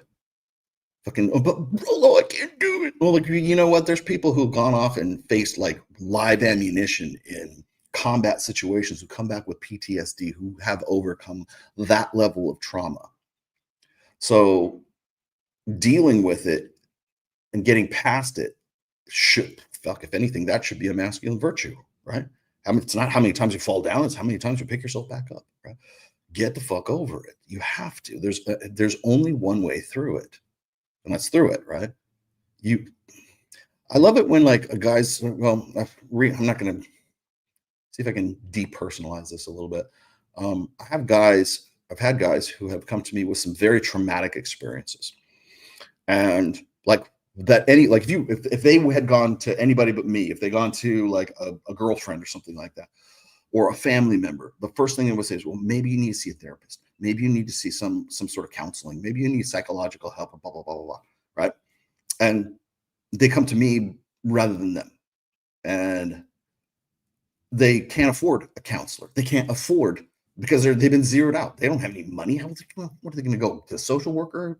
Where would they get free counseling? Unless they're going to university or something like that. Where? And even if they did, at the end of that session, you're going to be told the same fucking thing. You got to get through it. You got to thug your way through it. That's what it is, because nobody's going to help you get past that except for you. PTSD or traumatic experiences, stuff like, we all have traumatic experiences, and I'm not belittling those experiences. I'm not saying they're significant enough to change personality. But you either die or you get through the fucking thing.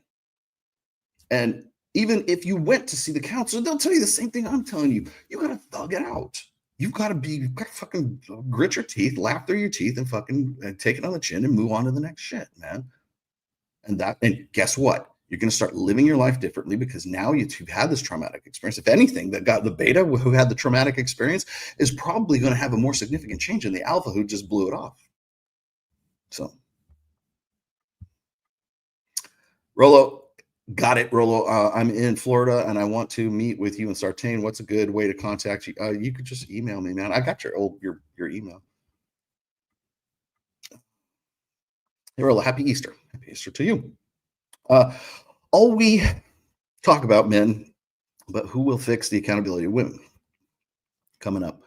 Do you have anything to say on the Austin Metcalf situation? It's a little out of my wheelhouse. It seems pretty fucked up. Is it racial? Yes, of course it is.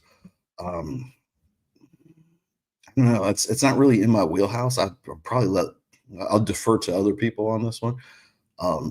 But opinion wise, I'm wondering what the rationale behind all of this is. Is it that they don't want to have riots? Is it that they don't want further violence? Is this like sort of knuckling under? I don't know. Okay, so the thing, one of the things I have a problem, you guys already know I have a problem with this, is that sometimes we just call sort of like scolding women or finger wagging at women. We want to call that accountability. But again, as I said before, people don't make changes unless they are absolutely forced to do so at the point of a gun, right? I don't mean literally a point of gun. I mean like in terms of being their backs against the wall. They've been zeroed out, right? They have no other choice but to make a change, like, unless they are forced to do so. There's no way you are going to hold women accountable. Like, what does that even mean? We're going to hold women accountable. No, you're not. Like, we've had a long time to be holding women accountable. Shit, you could even go back as far as like my writings of 2010, 2012, holding women accountable. Even Dalrock, myself, Royce, Roosh. You could, like, we were just back then, we're the accountability issue or the accountability conversation came up as sort of a natural progression of what is it that guys have to do to sort of like play the game better, right? To play to the meta better.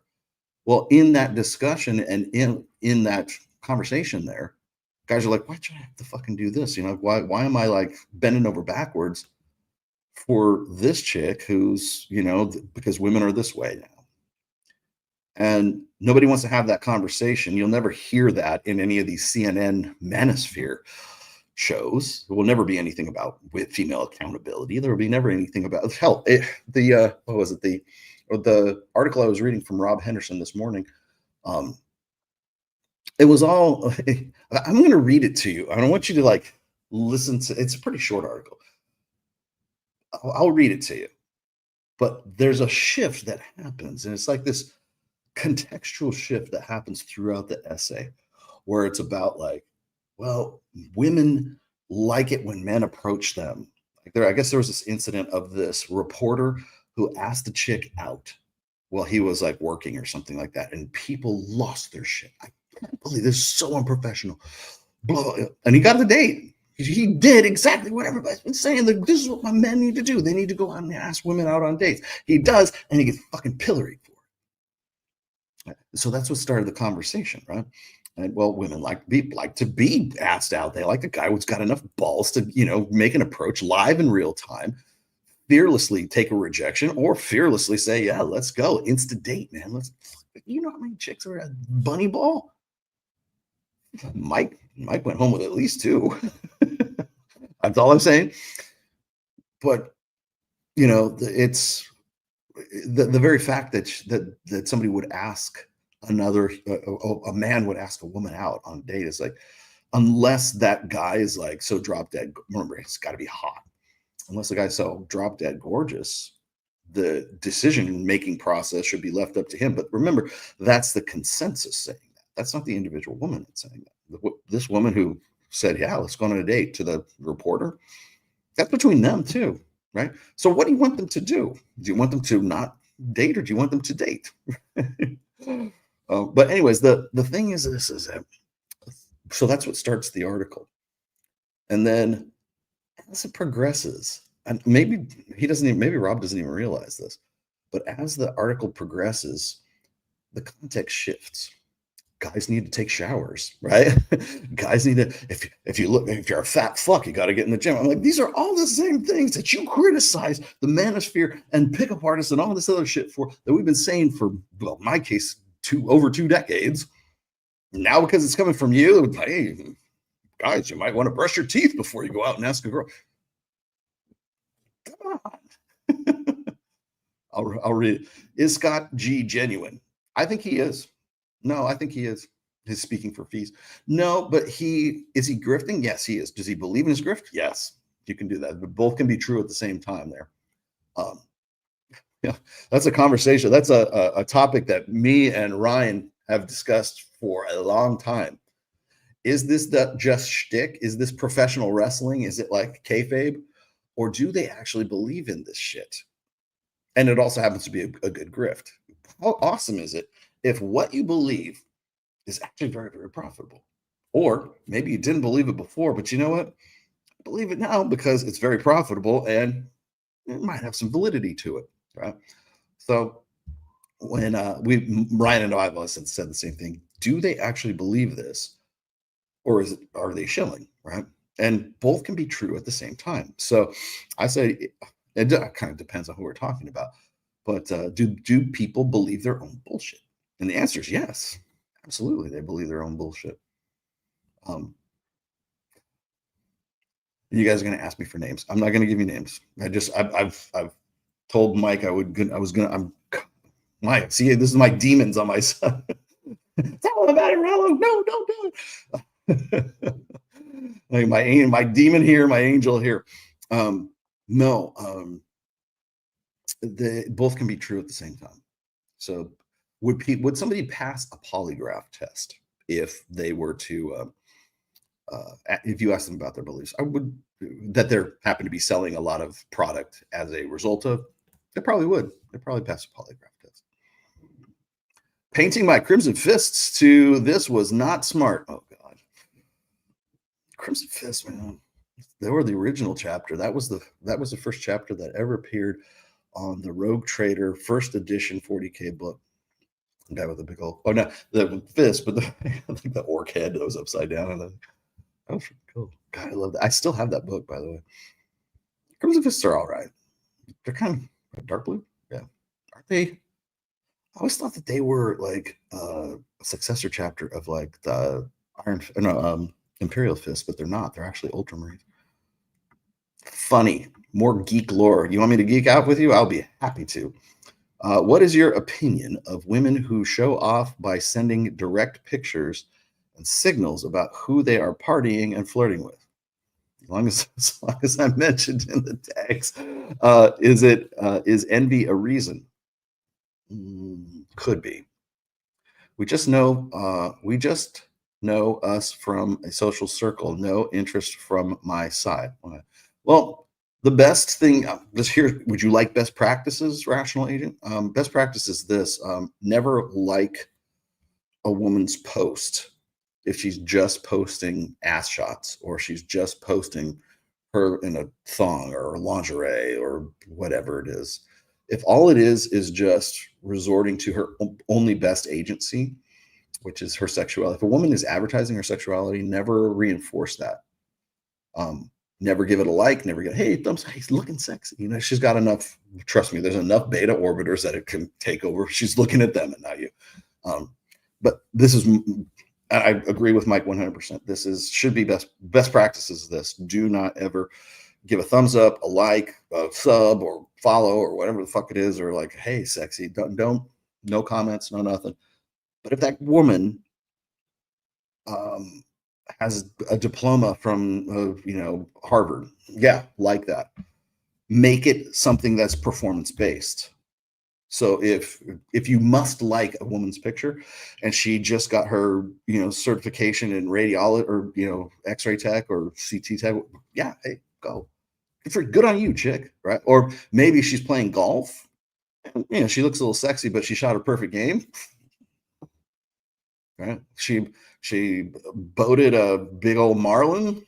Very nice fish. Like, make it performance based rather than sexuality based. At least that's Mike's take on it. There's gonna be there's gonna be so many people that, hey, what time is it? Let's see. At 1:41:10, Rollo said. Okay. Let me give you a caveat. If you want to say don't ever give girls any kind of positive reinforcement, okay, whatever, dude. But if you must, make it performance-based. And last but not least, do you think better economical outlook of a guy ends sedation or copes to different ones? Okay. Good fucking question, man. If I don't have my sound drops, I would give you the good sound drop. Okay. So the problem most guys, you probably heard me talk about this concept before. It's too much, too young, too fast. Okay. For instance, let's look at, we look at Kevin Samuels, we can look at Jordan Peterson. I will do Peterson because he's the easier one. Jordan Peterson in 2017 2016, early 2017, was this obscure professor. Maybe he was a good professor, I don't know, at whatever university he was in Canada. Nobody knew who he was. Maybe he was making $80,000 a year, maybe 100, I don't know. But Jordan Peterson skyrocketed to being the character, the Batman supervillain character that we know him as today. And now he's got more money than God. He's decided that he believes in God after not believing God. Well, what do we mean as God? Well, let's explain. Tell me, what is truth? What is God? Brother, please. So you go from this obscurity, making $80,000 a year, to making $80,000 a month on Patreon. Well, if you go from zero to hero and you make a shit ton of money, and it catapults you into a different social status, that could be fame. It doesn't have to be fame, but it could be fame. And it puts you into a different social group, puts you into a different state, I guess. I don't know. And you're not prepared for that. You're going to carry over who you are, what you were, and your sedations, and all the demons and all the addictions and everything else that you had prior to going from making $80,000 a year to making $80 million a year. Now you're just a drug addict with $80 million. Okay. So what do you think you could do with that kind of cash? What kind of drugs could you get now? And that's the problem. Is I think one of the reasons, well, that's why I say too much too young, too fast. Now, is Peterson young? No, of course not. He's older than I am. But he's young in terms of he's naive. He didn't know what the game was about when he jumped into the game. So he's young in that sense. He's inexperienced, let's just say. So too much, made a lot of money. Too young, doesn't know enough about it. And too fast, and it happened too quickly. And that's the same thing. I've had this conversation with Myron. I'll say it again. Same thing happened with Kevin Samuels. Kevin Samuels died with $4.5 million in his bank account. If you have an alcohol problem, if you have a drug problem, if you have a hooker problem, if you have an escort problem, if you have whatever your vices and demons and whatever that you haven't resolved before you made that kind of money, those follow you into the next life. So it's like taking all your bullshit problems from your I'm poor as fuck life to I'm rich as fuck. Now what can I do? Like those amplify. Now you're an addict with $10 million or $4.5 million in your account. Now you graduated from, I don't know, Vicodin to benzodiazepine, So you've gone from one, and those are your sedations. That's why Peterson disappeared for so long. Peterson could not continue. You would not see him. And maybe this is to his credit. I don't know. Maybe it's because Michaela locked him away in some, put a self-induced coma in Russia so that he could overcome his benzos dependency, which in some ways I don't think he's really kind of beat yet, because when I see him crying like a bitch on Pierce Morgan, it makes me think he's off his meds. But be that as I don't know. I can't say for sure. But that's a sedation. Those meds are a sedation. Benzodiazepine that you're trying to get off is what the methadone. The methadone he's on to keep him from going back on it. That's a sedation too. I'll explain a few things to you. I've got a personal story that I was going to tell you as well. Arthur Schopenhauer was right about women. They remain children their whole life. Their primary purpose in life is reproduction. Women contribute to politics, philosophy, and science are irrelevant. I agree with you halfway. I think that one of the reasons why guys look at women as if they're children is because of 200,000 years of evolution. Women have to have childlike qualities for men to want to protect them. And that protection instinct is necessary for the survival of the species. That's why we say women never, they're just like kids. The reason why guys make that comparison as women as children is because in some sense they are. They have to be. It's like the children are dependent on the mother's dependent on the male, on the man, on the husband, the father, for protection, provisioning, and parental investment. Okay? So how do you get, would you like me to go through the Big Head Babies essay again? Because that's basically what you're quoting.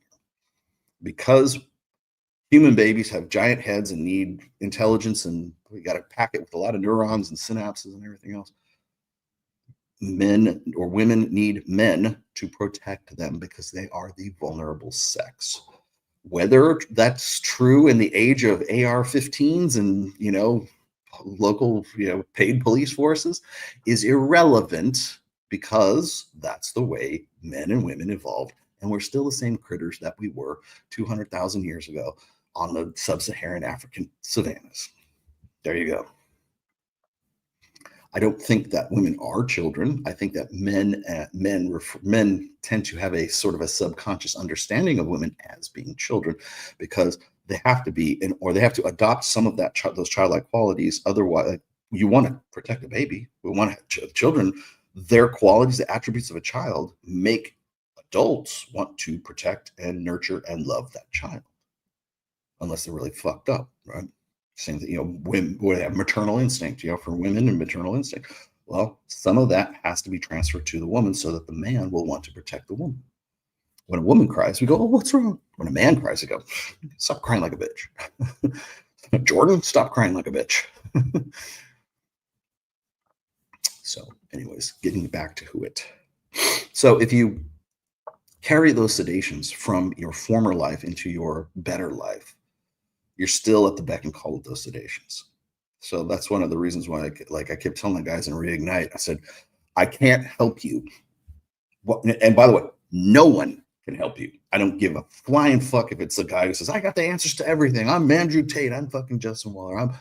I'm the new red pill messiah. Follow my plan. Here's 7 easy steps. Here's 12 rules for fucking life. You follow these rules, and then you'll have an excellent life. Anybody tells you that, they're selling you something, but that guy still has to find a way to get out of fucking bed in the morning, to do those 12 rules, to stop jerking off, to stop drinking, to stop smoking weed, to stop playing Call of Duty, Space Marine 2, to rethinking his fucking life. Doesn't happen. It will never fucking happen. You will never, you can read my book, you can read Ryan's book, you can read anybody's book, you can read 48 Laws of Power. You can read, I don't care who you follow. I don't care how many men's retreats you go to and you sit around in some fucking sensory deprivation pool and stuff like that. You can go and do all this stuff for a 4-day weekend, come back and you be where you were because you didn't stop drinking, because you haven't taken the fucking time to rid yourself of the sedations that hold you back. And I should also point this out. It's I understand, completely understand this. Put this up. There we go.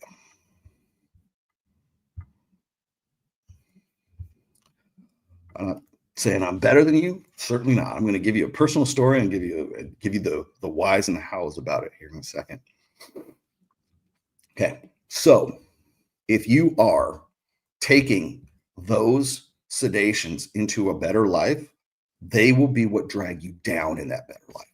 And you will be pulled down even further as a result of those things. Thank you. Stay on. Is it the battery? I don't think it's the battery. I have this new light up here too, that my traveling light that I think is pretty. This is more reliable than the fucking camera. So people go, well, Rollo, who cares if I smoke a little? I smoke a joint now and then, man. Dude, I smoked a joint, lots of joints, man. I understand it. I get it. I like it, man. It feels good. I love being high. Fuck, are you kidding? When I was drinking, I love being drunk. I love buzzing. There's so many things that I like to do, not drunk, but buzzed. Have one drink and you go paint miniature, you go play Warhammer. And I'll tell you, the thing is when I stopped, I had to really focus on, do I like this activity? Did I really like this? Or was it because I was buzzed and I like this? And then when I was, yes, I did. People say I don't do these. Okay, here, this is not a super chat. You got me. Rollo smoked his weed when he was doing. I did. I have not smoked weed. I don't think I can do vapes. It's too concentrated these days. I think the last time I did THC, I guess, because it wasn't even fucking smoking a bowl. It was would have been like 2015, 2016, something around there. And it's like, well, I needed to relax me. I need to unwind. I play video games because they make me unwind. I have a hard life, bro. I have to go work in raw sewage all day. Okay. Check mark. Okay. That's the first place that's the first refuge everybody goes to, by the way. I have a hard life. I need to unwind. Okay. We're going to talk about live time and dead time. Now, this is a concept that Robert Greene introduced a while back, and I kind of took it to heart. I don't think he's ever written about it. He might have I think he did slightly in Mastery, which is a very good book, by the way. But there's a difference between live time and dead time. And this is Robert Greene. Okay, so I'm paraphrasing Robert Greene. When you are driving to work, I'll just give you an example of the way my life used to be organized before I started doing this. When I was working for the wine and spirits industry, and when I was working for the gaming industry, I was working for casinos, and I was also going to college at the same time. I was busting my ass, right? I would get up at 5 a.m., get cleaned up a little bit, go out, go to the gym, drive to the gym. People used to say, Rollo, you're so dedicated to the gym. I'm like, no, this is the only time of the day, the wee hours of the sun's not even a fucking speck on the horizon. I have to do it now because I have no other time to do it. There's no other time of the day that I can lift. So I need to do it. That's what I'm going to do. Get up, lift, shower at the gym, have another set because I got gym clothes and I got regular clothes. I got to pack my stuff the night before. So now I've got my regular, get into my business clothes, go, get on the highway, get on the turnpike. If you know the turnpike in Central Florida, you know what I'm talking about. Get to work half an hour, 45 minutes later. Work for, let's be honest, not 8 hours a day, 9 hours a day. Get back on the fucking freeway. Actually, I should say that. Wade my way through the traffic on the surface streets to get to the fucking turnpike and then go back home. That's going to be anywhere from 45 minutes to an hour. Get back home. Now I got to be a father. I got to take care of the dogs. I got to eat dinner. I got to fuck my wife. I got to do whatever I have to do as a father and a husband. I decided to give up the ghost. Okay. I've got to do all this stuff now. All of this stuff that is not free time, that is building me up, this is dead time. Time you spend on a commute, that's dead time. Time you put in for your employer, dead time. Time that you use to I don't know, mow the lawn, dead time. Maybe the gym you could say is live time, just kind of depends. Today I would say it is. But today it's much easier for me to define what live time and dead time is because it's easier for me to see it now. When you have a routine and you keep going and everything else. Yeah, sex with my wife. Yeah, there you go, with a to-do list. But so that's dead time. So at the end of the night, at the end of the day, work day's over. If I'm not watching something on Netflix or some shit like that, I might maybe have 1 hour to do what I want to have 1 hour of leisure time. One single fucking hour out of what, 16, 18 hour day before I have to go back to sleep or whatever. You want to know why guys stay up and scroll? You want to know why you're staying up and losing sleep and you can't prioritize sleep and everything? Because you're trying to wedge in a fraction of a little bit more time into that day. And you know what most guys do with that 1 hour? Maybe two. Maybe you're lucky. Maybe you get two. You know what they do? I need to unwind. I need to throw back a beer, man. I'm going to play Call of Duty for the next 2 hours. They don't do anything productive with that live time. Those 1 or 2 hours that they get a day, that's your live time. What are you going to do with that? If you're still stuck in your fucking sedations, that's what you're going to do. I need to unwind. I have a really rough life, Rollo. Well, that's why you won't grow, and that's why you won't be anything more than you already are until you get divorced, until you're forced to do it. Until you lose your job, you lose your wife, you lose your dog. It's a country song. You lose your truck, you lose your kids. Until you are faced with trauma, until you're staring down the barrel of today. Great Hatebreed song. Until you're staring down the barrel, you'll continue to do the same shit. And that's why I wrote that article. That's why I wrote about sedation. Because until you can identify what your sedations are, and until you can limit them, or until you can eliminate them entirely, you will not read all the books you want, all the self-help shit, watch all the podcasts you want. You will do jack shit. You will do fuck all until you can acknowledge those, that they are limiting you. How do you unsedate? Well, recognize what is sedating you. That's number one, Joe. What is sedating you? Is it weed? Is it, now here's the tough part is this. Most guys' sedation is an escapism.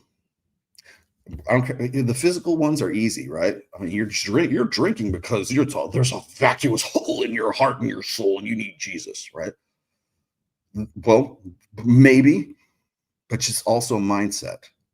Are you the kind of person who says, I got 2 hours, I'm going to build a fucking empire in 2 hours? I used to know guys, shit, I did it myself, man. I remember when I first I decided I wanted to be an author. The only reason I actually became an author is because when I had downtime at work, that's what I did. I wrote because I got in the habit of it.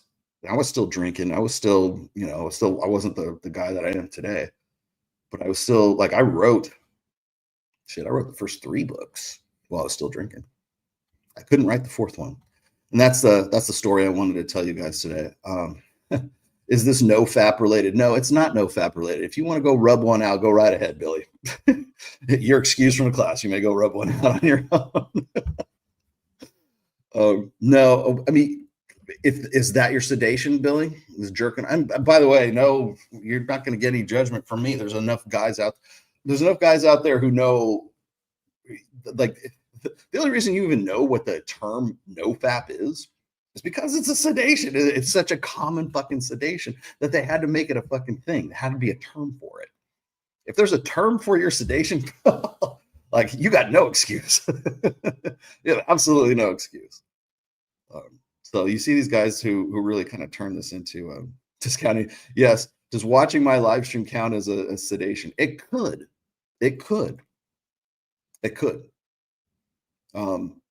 Watching Fresh and Fit, watching whatever podcast.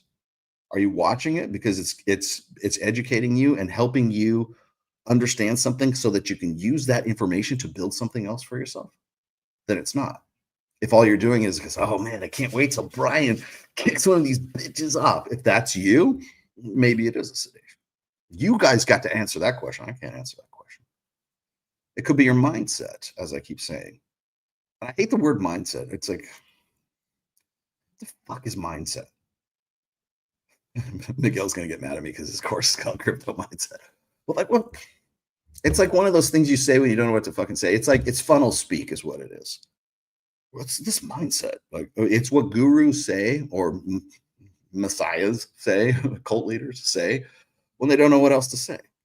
If you just cultivate a mindset of positivity, then you will be successful. You're afraid of success. No one's fucking afraid of success. No one. Absolutely no one is afraid of fucking success. They're afraid of failure. Very much so. They are not afraid of success. If somebody said, here, I'm going to give this to you, you win. Okay, I win. Nice. Thanks. Who's won, Johnny? No one is afraid of success. No one is like this mindset thing. There's something to really what you're discussing is what's your like, you could say, what are your belief sets, right? Most people don't even think about it. Like they don't even think about what their mind, like the guy who I just described, the guy who goes to work and he's got 1 hour of leisure time, 1 hour of live time in his entire daily schedule. That guy, what's his mindset? Laziness. What's his mindset? I'm okay. I can smoke some weed because I need to unwind from I have a shitty life. I have a shitty life, and this is my escape from the shitty life. Grant me 1 hour. How about this? How about you take that 1 hour, convert that into, find some way to create a side hustle so you have a little bit of extra time, and then you get a little bit more live time. And once you build a little bit more live time, then you can build it into something else. A lot of people never get out of that. Like like I said, it was Jordan Peterson goes from this relative obscurity of being a college professor. He mouths off to one of his students about like gender pronouns that he wouldn't want to use, and suddenly everybody wants to hear more and more about Jordan Peterson. What about the Hot Tua girl? Right? Hot Tua girl was the fast track version of Jordan Peterson because she one interview, spit on that thing like that. She makes her own fucking crypto. She's going on podcast. She creates her own podcast. She does a rug pull with her fucking shitcoin or altcoins. No, absolutely no legal ramifications for that. Just walks away scot-free with all that money. Boom. Too much, too young, too fast. She saw it though, and she took it and she ran. I just found this out. Miguel just told me this yesterday or the day before yesterday. No legal ramifications whatsoever. They rewarded her for that rug pull. Too much, too young, too fast. Right? At least she made off like a bandit for it. It didn't. Who knows if she's like, addicted to something. But the thing is like it's the mentality. It's the what's your mentality? What's your mindset about things? And I'm not saying mindset doesn't exist. It does. But I think that when we throw it around as loosely as we do, it loses significance. It loses its meaning. So when we talk about mindset, you need a positive mindset. You're not. It's like saying you're not praying hard enough. That's all it is. It's just secular religion. You need to think positive. The reason why you fail is because you're afraid of success. No, the reason why you fail is because you're fucking hooked on fucking prescription opioids, jerking off, and escaping your shitty real life with your escape life. You face those things and get your fucking ass on the road and start doing things and start developing a plan for yourself and using that very minuscule amount of time that you have in your lifetime to build yourself up and build yourself into something more. You're just going to be spinning your wheels, man. And it's not minds. It's not the way they portray it. You do have to change your mind about yourself. And that's what I wanted to get to is, so how do you unfuck your life, Joe? Yeah. Nobody fears success. No one. Anytime you hear Tony Robbins say like, get the double fingers up for you, man. That's bullshit. You know what that is? That means I'm out of ideas. Did you know? Oh, what's the guy's name? That Tony Robbins and a lot of these guys who are like, I would throw Gary Vee in there. I would throw Tony Robbins in there. I would throw Norman Vincent Peale for Power Positive Thinking. What's it? Napoleon Hill. The rest of these guys. They're all cut from the same. They're all like variations on the same. There was a guy. The very first one I read up on this. Was named Phineas Quimby, and I think he was back in like the late 1800s, early 1900s, and it was this sort of. It wasn't religious. It was like think positive thoughts, manifest things. It's the secret, right? It's send positive juju out into the universe and things will be yours. Like golden coins will fall from the sky, right?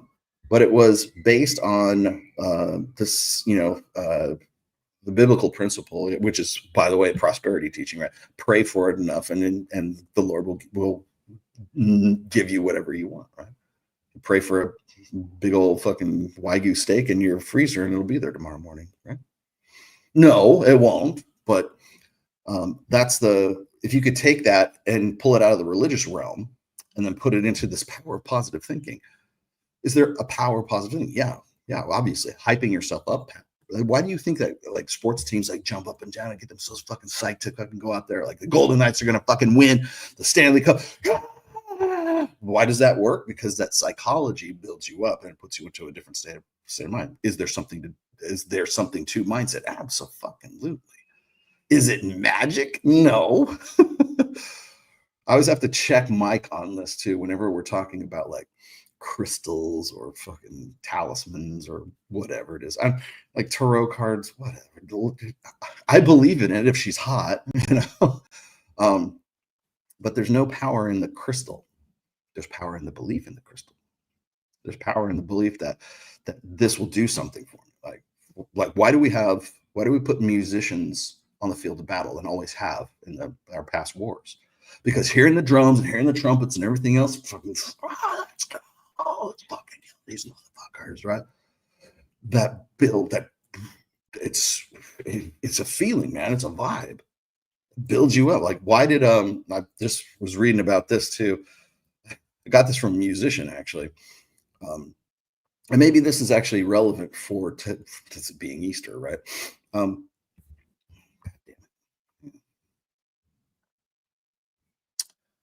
Put me back in, coach. There we go. Did you know that if Gothic cathedrals, like the old, like medieval cathedrals that were built over the course of generations, the architecture of those cathedrals were meant, the way that they look has a specific like design and templates to them. And the reason they have those, or the reason that was what it was, and they didn't, people probably didn't know at the time, they just knew that it worked, right? If you build it in such a way, the choir, because they didn't have amplifiers, they didn't have organs at that point, it was just human singing, or maybe like instruments, right?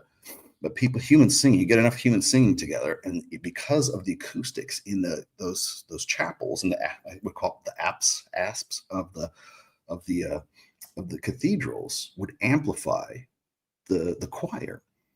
And the reason why they did that is because it made people feel closer to God, right? They would, oh man, I feel this. I feel the Lord's presence here. Because you have all this big gigantic, and then the more people you have, the more it's amplified. And the more musicians you have, the more it's amplified, right? And it's this acoustic, there's a frequency. It's almost like when you go like a Lamb of God concert, or you go to, I have to relate this to like heavy metal, right? When you have that loud, amplified, just thundering, booming sound. Like when I'm on stage and I've played in several different bands, and I liken it to surfing, because I used to surf. But you have this wave that's behind you, that's pushing you. And I can't describe it any other way. But when you get in the zone, when you're like in that flow state as a musician, and you have this wave behind you that's pushing your surfboard along, or your guitar, whatever, pushing you along, there's a certain frequency and amplify. And when you amplify that to volumes that are just fucking tremendous, it's like you get chills. You just like, fuck yeah. Like there's certain bands that bring that out of me, right? And of course, what do? You want to run around in a fucking pit like a cyclone, right? Because you don't know what else to do. You're like, let's go hit something. But it's that there's a certain frequency, and there's a certain frequencies, and at certain volume levels that will trigger like dopamine in human beings, right? Which of course is what they were trying to do, but didn't know that that's what was going on. They just thought it was making you closer to God, right? By having that. And then later on, when they came up with like pipe organs and stuff like that, that's why like Phantom of the Opera and stuff, there's these giant pipe organs that would fill the back of the church right there, because it was easier to hit those notes and hit that volume with the pipe organ, right?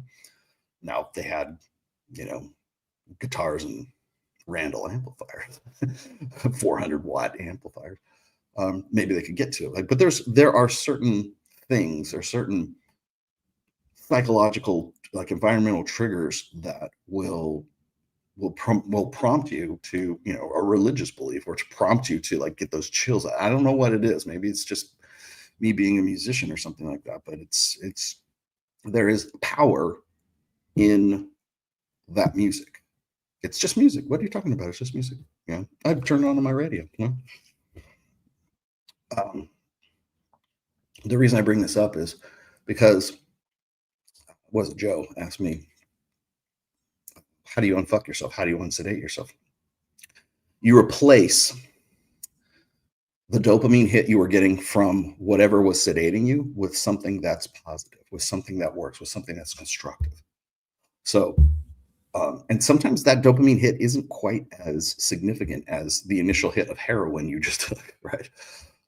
But over the course of time, once you sort of lessen your need for that dopamine hit of jerking off or of drinking or of your drugs or whatever else it is, once you can stop that, the easier way to do that is to replace it with something that's positive. Now, I've always said, go listen to Lamb of God, right? At 10, level 10, right? Because that's what I did.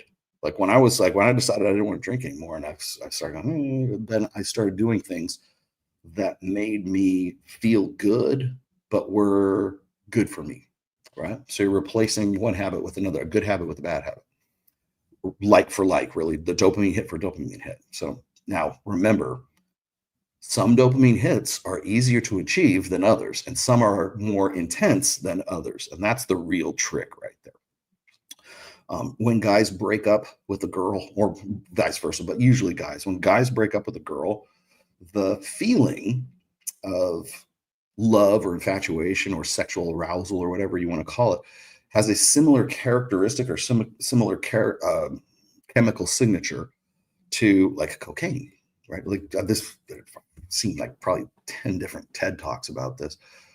There's actually biochemical reactions for love and for sex, right? When that's removed, what do? It's gone. Now I'm got to write bad poetry. I'm going to become a blues musician. No, you know what most guys do? They go get blackout drunk. Why? Because it's a substitute for the good feelings, or at least they think so. In the most immediate sense, they go and they get there with the, I'm going to drink her off my mind, right? But you're not, because tomorrow morning you're going to wake up with a hangover, feel like shit, and you're still going to be depressed. But what's completely unmetered? That's what guys will do. They're going to go get drunk or get high, whatever it is. Then I'll go, hey, you know what? Let's go rock climbing. Let's go. Some guys do go lift a little bit more, maybe. But replacing a bad sedation with the dopamine hit from a good set, something that's more productive for you. That's the first really way that you can sort of unsedate yourself from things. But none of this matters until you can change your mind about yourself, until you can identify what those sedations are, and until you can take an action to do those, to unfuck yourself as far as those are concerned. Rational agent, how to reward yourself without excessive sedation. Well, you're probably, I think I kind of answered this already. How to get good rest. I'm still working on that.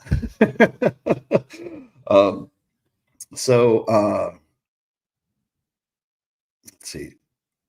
To reward yourself without, okay, first off, your mindset's fucked. You're already fucked, by the way, rational agent, because you think you deserve a reward. Don't call it a fucking reward. Oh, I worked really hard. I'm going to reward myself. No, that's you fucking unwinding. That's the same fucking motivation as unwinding. Here's how you reward yourself. You go, you know what? Positive self-reinforcement. I did really good today, but I'm going to do fucking better tomorrow.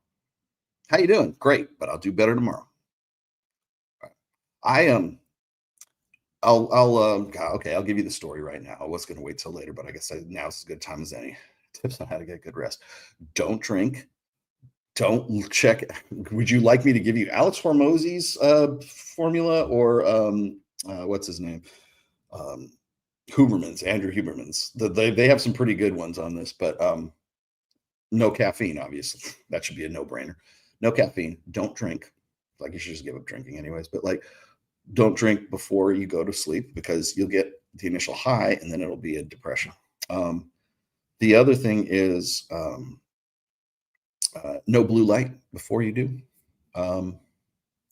So turn off your tablets. One of the best things, here's the best way that I learned, and sometimes I pay the price for this, but like if I don't take my tablet, I'll leave my iPad downstairs and I sleep upstairs. I just leave it alone because if I have it in my hand, I'll be talking with fucking Mike until like God knows how many different hours in the morning, right? Because that's when he has a different schedule than I do. So, but I'm going to give you the story right now. The story is this is in the Sedation essay. So if you want to read more about it, it's in my Substack. But when I stopped drinking, I did so in the latter half of, mid-December of 2017. And I did so because I was working on the fourth book, which is Religion. And I had to really focus on that book. I had to really take my time with it because I had to cover all my bases, because I knew if I didn't, I'd be running up the flagpole.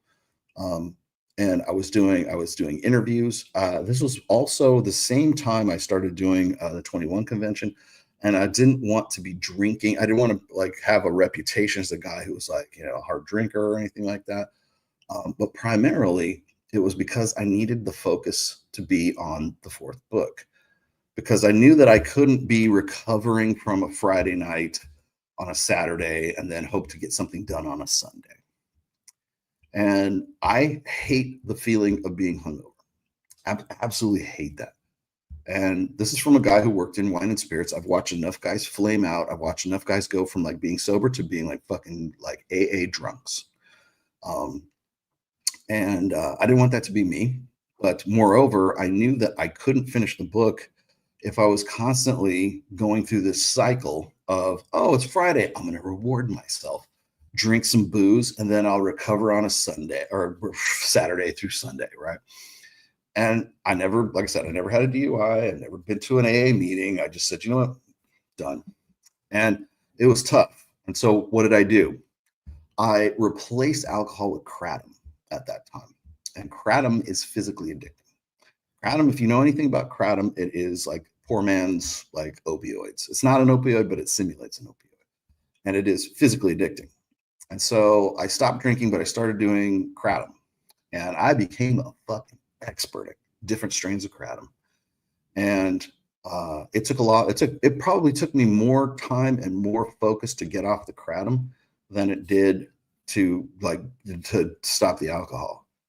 And so when you guys, so I'm going to explain something. I'm going to come clean with you. I'm going to be like completely real with you. When you guys see me in my old videos when I was at 21 convention and I'm like rail fucking thin, that's because I was on kratom, and kratom kills your appetite. So I'm at like the lowest body weight I have ever been in my life. I was like in the 160s, like 164, right? And I'm going, this is not working for me. So I had to wean myself off of kratom. And then when I got off, then I was done, right? But the part, I knew I had to do it, right? I had to change my mind about myself. That was the first act. The first act is changing your mind about yourself.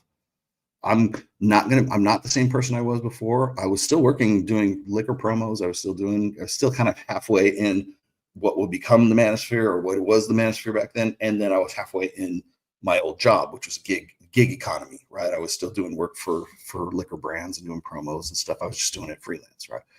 And then 2020 hit, and then all that went away, and I just started doing this full time. But yeah, getting out of that was tough. It was hard. And what did I do? I replaced one with another.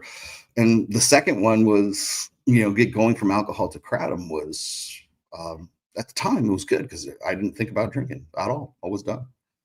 But then I'm thinking about, what strain of kratom do I need to get? Ordering it online. Then everybody had it at every head shop in Reno. And became even more easily available. So thus making it harder to get off of. So, but little by little, incrementally, gram by gram, I stopped. I figured out how to do it. I did it myself, right? I didn't have any literature. Nobody wants to get off of kratom or anything. But that, you want to know why I was so like rail thin back then? That's why. But it was tough. And the first decision I had to make was to change my mind about myself. And that's hard to do. And things were changing for me at that time, but I'm glad I got straight before I started doing the stuff that I do, because now you've never seen me drunk. I've never been on a stream drunk. You will not find me on an Instagram reel fucked up. You will not find me, and then I come to find out that guys like Mike Sartain are sober. And then I come to find out that Myron Gaines, for the most part, is sober. I've seen him drunk, but that's when he was celebrating like 1 million subs or something like that. So it's not like he's like, a church mouse sober, but fresh, does not drink much, right? I've seen him drink, but only very, very little. more not than having it, right? Trying to think what. Now, I don't take the position that, like, I know a lot of guys take really hardline positions against smoking weed, drinking, physical addictions, things like that, jerking off, whatever. I understand why people do it. Okay, so I'm not going to say like, hey, no, you should never drink. You're a loser if you drink. You will never hear those words. I know why people do it, and that's just not me. And if you want to prove to people that you are a better, more efficient, more practical, more pragmatic human being, sober than you are drunk, then don't be fucking drunk. Like, live by example. Like, I don't demonstrate, don't explicate. Don't tell people they're fucking losers for drinking. Just don't drink and show them your successes and say, this is how it works. And it can work for you too. You know? See, I'm reading your second book. I'm about halfway through. What is the solution for a guy who is not chosen to have multiple women chosen? Who's doing the choosing? Multiple women and soon plates. Are 6-pack and 6 figs the only solution to hypergamy? Yeah, they are. Do you want the easy answer? Yeah. Yes. 6-pack. Those are the easiest solutions to hypergamy. Hypergamy is not a problem to be solved. It just is. So is that what's holding you? Is that what you think is holding you back, Chad? Is hypergamy? Hypergamy is just a subroutine that's running in the background of every woman's head. So you can look at hypergamy as a problem, and you can look at hypergamy as this evil dragon to be slain, but it's not. It's everywhere. Your mom's hypergamous. Your sister, your niece, the lady at the freaking cashier, she's hypergamous too. They're all hypergamous. So don't think of it in terms of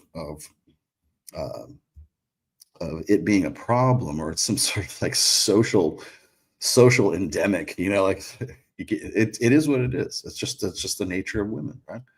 You're not chosen to have, well, you know what you do? You choose yourself. Choose, or do you want to, like, here's the good news, Chad, and you got the proper name for it. You get to choose. You get to decide. What do you want to do? Do you want to spin plates? Do you want multiple women? You get to choose to be the kind of guy that gets those.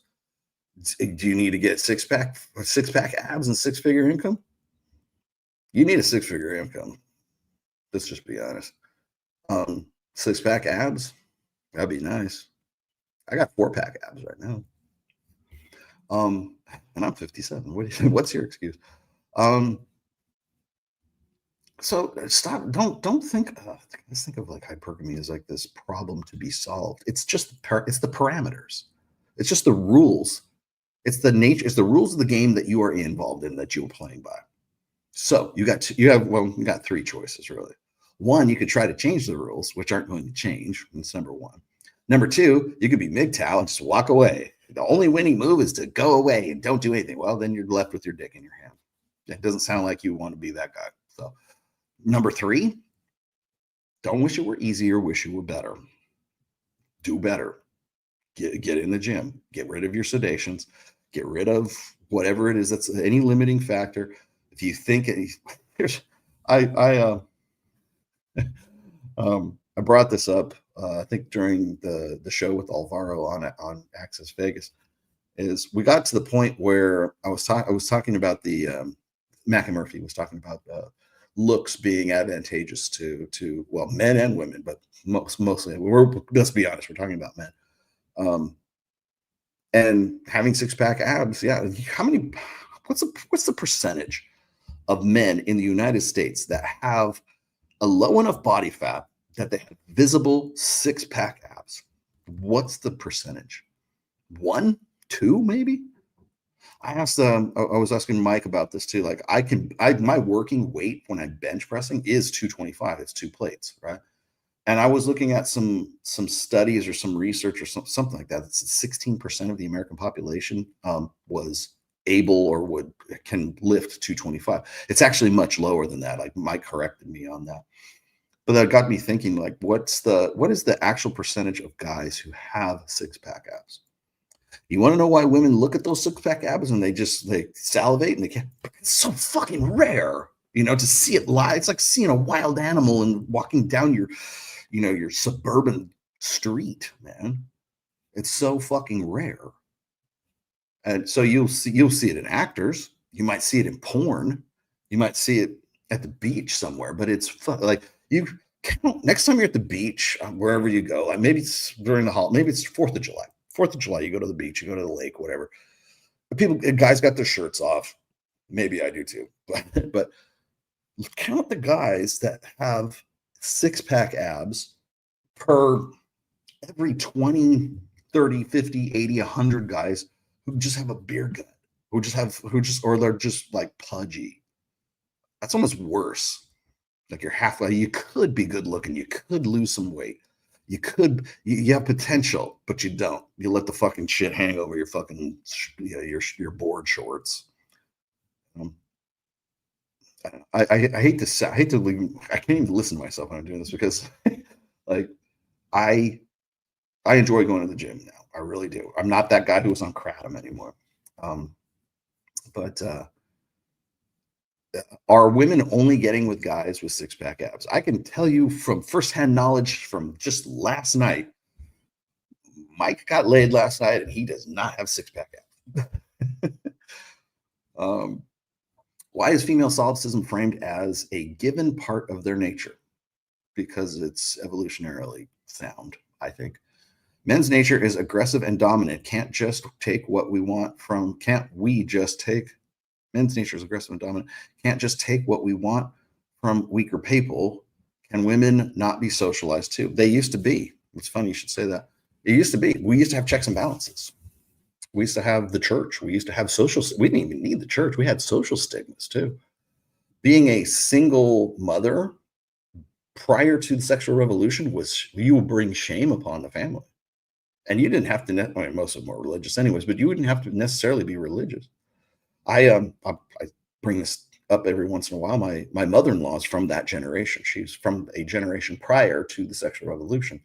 And she would tell me stories about how like girls who would get pregnant early in life, like they would be, like maybe they're 16 or whatever, and they'd be pregnant, but their parents, they had abortions back then, but it was like sort of like but they wouldn't do it. So they would do is what she told me is that they would do what's called putting her away. And they would put the girl away, and the girl would basically go and carry the baby to term.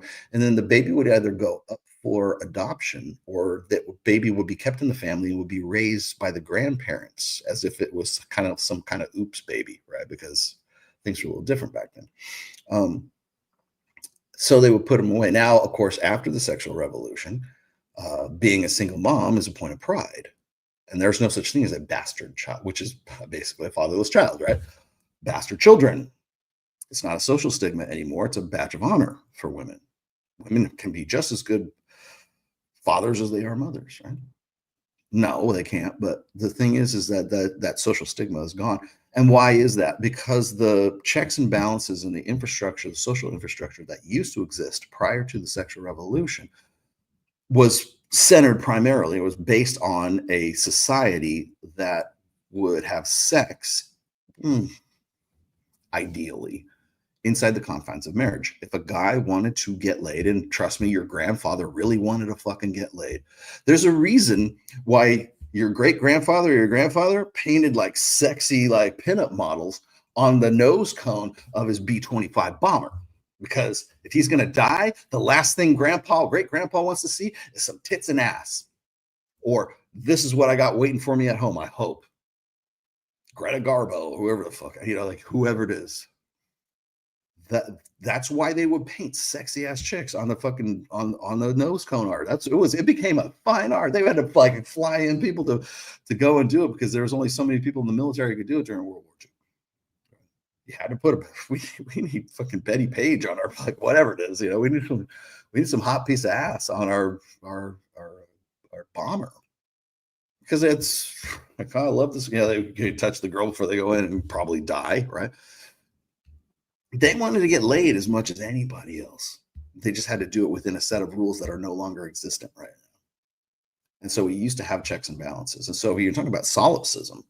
Solipsism was one thing, one aspect of female nature that used to be buffered by those checks and balances. Same thing with hypergamy. Hypergamy was buffered by the fact that a man had to be an eligible bachelor. That's where that comes from. The eligible bachelor came from like way in the middle of the 1950s, right? It was a very much a 20th century term. Now we call it economically desirable. And what's funny to me is all of the things that the red pill and the manosphere discuss today about female nature all came to light when? Post-sexual revolution. As soon as we had hormonal birth control, as soon as we had an invention and technology that allowed us to fuck without having to worry about pregnancy, then women, that's when we saw solipsism. That's when hypergamy became a thing. Well, more noticeable anyways. Hypergamy has always been a thing, right? Even when great grandma wanted to get with great grandpa, he still had to have a prerequisite of things that made him acceptable, right? Now, she was also selecting for the fact that he was going to make more money. He was going to support the family. He was going to be a father. He was going to, like, there's a lot of other things there that most women don't even think about, which is why marriage ages keep getting later and later and later right now. But all of those things that all those social institutions, the church, social structure, pop culture, even during that time, all of those things are gone. And so therefore we look at solipsism. Solipsism is just as much a subroutine running in the background of women's heads as hypergamy. And there's nothing wrong with it. Hypergamy was something that benefited the human race. So has solipsism, because women have to be solipsistic. If they weren't, babies die, and they die because they have to, like, they're what do they call it? Main character syndrome. That's just solipsism. Like, can you just fucking call it solipsism? We've been talking about this for 20 fucking years now. Oh, it's main character. She thinks she's the main character in her life. Yeah, she's solipsistic, for fuck's sake. I wrote 3 different essays about this back in 2012. Stop being so fucking lazy. Rolo, I only drink high quality German Belgian brewed beer socially, but I avoid hard drinks. Is that feasible? Is it an escape for you? The First Man. Okay, so First Man. Are you at some bar right now in Belgium? I don't know where fucking. Oh God, I hate my fucking life. Oh Jesus Christ! Hey, give me another one. Is that you? If it's not, then maybe it's not a problem. People can drink, and it doesn't necessarily have to be a sedation for them. It's when it becomes an escape for you. It's when it cuts into your productivity. When it cuts into your lifetime, that's when it's a sedation. And the thing is this.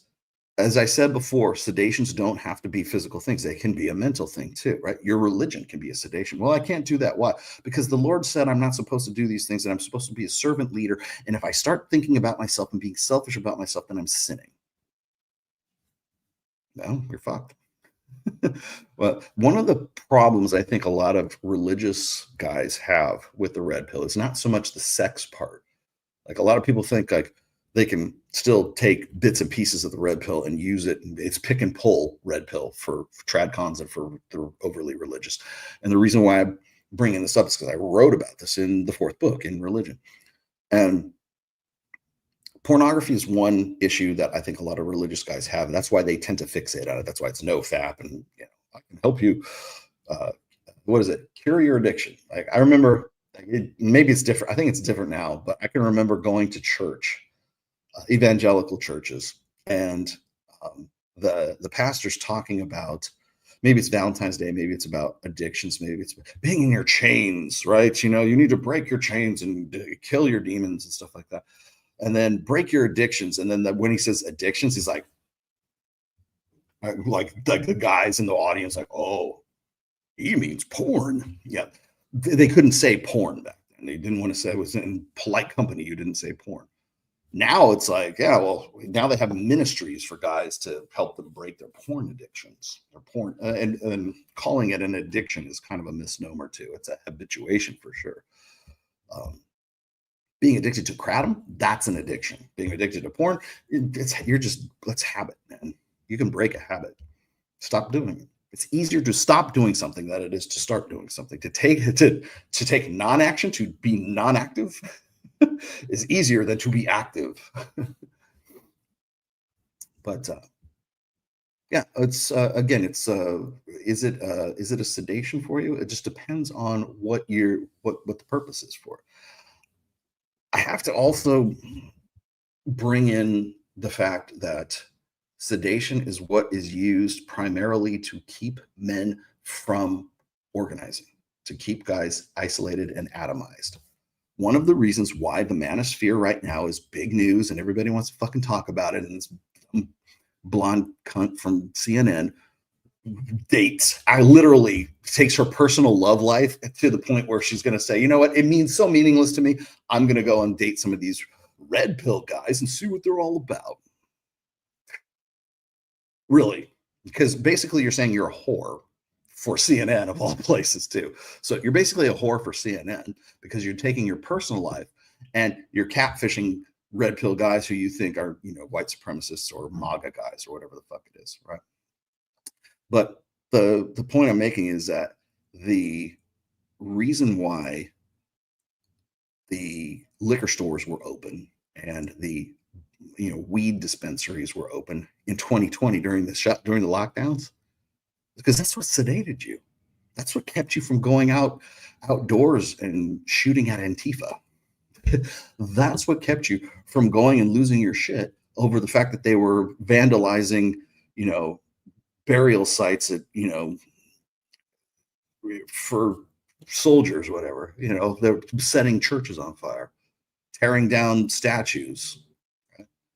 Yeah, you can't go to the gym. The gyms all closed down. God, that would be unsanitary, wouldn't it? But you can go to the liquor store and you can go to the weed dispensary. And God knows, porn's usage probably skyrocketed in 2020. I'm sure if I looked at the Pornhub stats during 2020 to 2021, I will guarantee you it's just like through the fucking roof, right? But divorce is down, yeah, because nobody can leave the fucking house. But I guarantee you, anything that's been on our sedation list for the duration of the show, I'll guarantee you some way, shape, or form you could get it during the lockdowns. But you couldn't go to the gym. And you couldn't meet up in places without a mask on, and God forbid you even do that. You couldn't even go to church. You couldn't go to church. You had to do it online. It was online worship. It was, you had to telecommute. We don't even want you on the roads. Oh my God, it's not safe to breathe the air.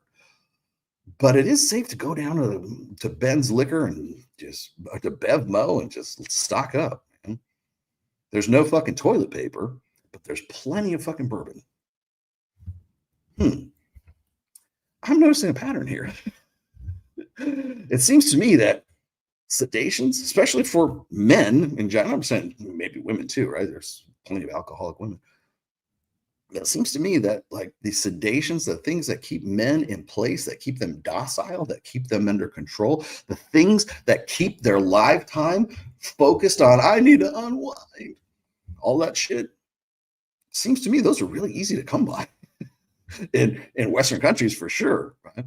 And all of the countries, the UK, the US, all these, funny how all of these countries who are so fixated on the manosphere and misogyny and incels and little white 13-year-old kids stabbing little girls who we never see in the show, by the way. I just thought about that. All of that stuff, this incel panic that's going on in the UK and stuff like that, seems to me that those are the same countries that would reinforce all of these same, that they don't want men getting together and talking. Oh, stop complaining about losing your male space. Why would you care about that? Well, because they don't want you breaking your sedations. They don't want you breaking your addictions, because if you do, you might take some of that live time and actually do something. You might actually fucking make some kind of fucking difference, even if it's just a, groundswell, even if it's just bottom up. God forbid you might take some of that time and read my book or watch a show or whatever it is. Right? God forbid you might actually start thinking something, have a different mindset. We can't have that. We can't have these incels are potential terrorists. No, they're not. But if you're sedated, If you don't care, I don't care about any of that shit. Fuck, man. I just want to play Space Marine 2 and suck down a martini. I just want to have a comfortable, nice life and just be on cruise control. Do just enough to do what I need to do and be good. And that's, and it's funny, is like when guys do that, now that's the problem. That's the issue. Guys go, well, fuck it. Why? The juice isn't worth the squeeze. Why would I do any more than I have to then, just to get along, to be subsistence level living? Why would I do anything more? Well, women need men. No, they don't. I'm not going to think clearly. I look at every on the street video interview of these chicks saying, do we need men? Look at every single one of those. Hell, even the psychologists in the videos I was showing you, they denigrate men. They don't need men. They're superfluous, even if they don't know what the word means. So why bother? Why even get involved? So what's left for these guys? Drink, play video games, jerk off. How else? I love it when people go, when men lack purpose or lack meaning or whatever it is, they tend to gravitate towards pleasure. I think I talked about it. Was this is probably a Peterson quote. I don't know. Like, oh, maybe it's it's a Nietzsche. Is it a Nietzsche quote? Right. By the way, if you were to look at Nietzsche without his, I just saw a picture. I have it. I copied it. There's a picture of Nietzsche without his big old fucking handle, big cum catcher mustache and everything like that. If you look at him when he's got no facial hair, dude, it's a chin cell. He's the definition of a chin cell. And it's funny. Because the meme was if you see him without his thing, you'll know what he's all about. Yeah, chin cell. But that's a pretty that's a fucking funny shit, man. But the sedation side of all of this, am I saying it's a psyop? No, I'm not saying it's a psyop. But I will say this is that a gynocentric social order that doesn't want men to organize, that doesn't want men to be in the male space that is the manosphere, that doesn't want any discussion to be had that isn't in any way flattering to women, a society that's based on that, it is in their best interests that men are sedated and docile. If you want to do in any kind of personal change, if you want to fucking kick in the gates of fucking hell, if you want to leave a dent in the fucking universe, the only way you're going to do that is by dumping your sedations and acknowledging that you have them.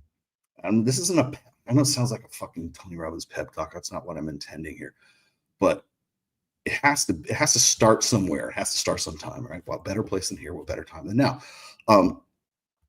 But you have to acknowledge that. And also in acknowledging that, you have to acknowledge that you live in a world that wants you to be sedated. It's like that Ramones song. I want to be sedated. Nothing to do, nowhere to go. Oh, I want to be sedated. Put me on an airplane, get me to the show. Hurry, hurry, hurry. Okay. Is missionary the best position for pair bonding? No. Reverse cowgirl. That's the best position for pair bonding. I'll tell you about that later. Can you bring on Sterling and do a show on pipe? Really, motherfucker? You want me to have him show you? There's plenty of videos where you can see his dick. Happy Resurrection Day. He is risen. Thank you, Derek. Just another thanks for your service. God, you are. You know what? Here, I'm going to do one of those too. Which one is it? Is your right? Yeah, it's your right. Here. Double voice, bitch.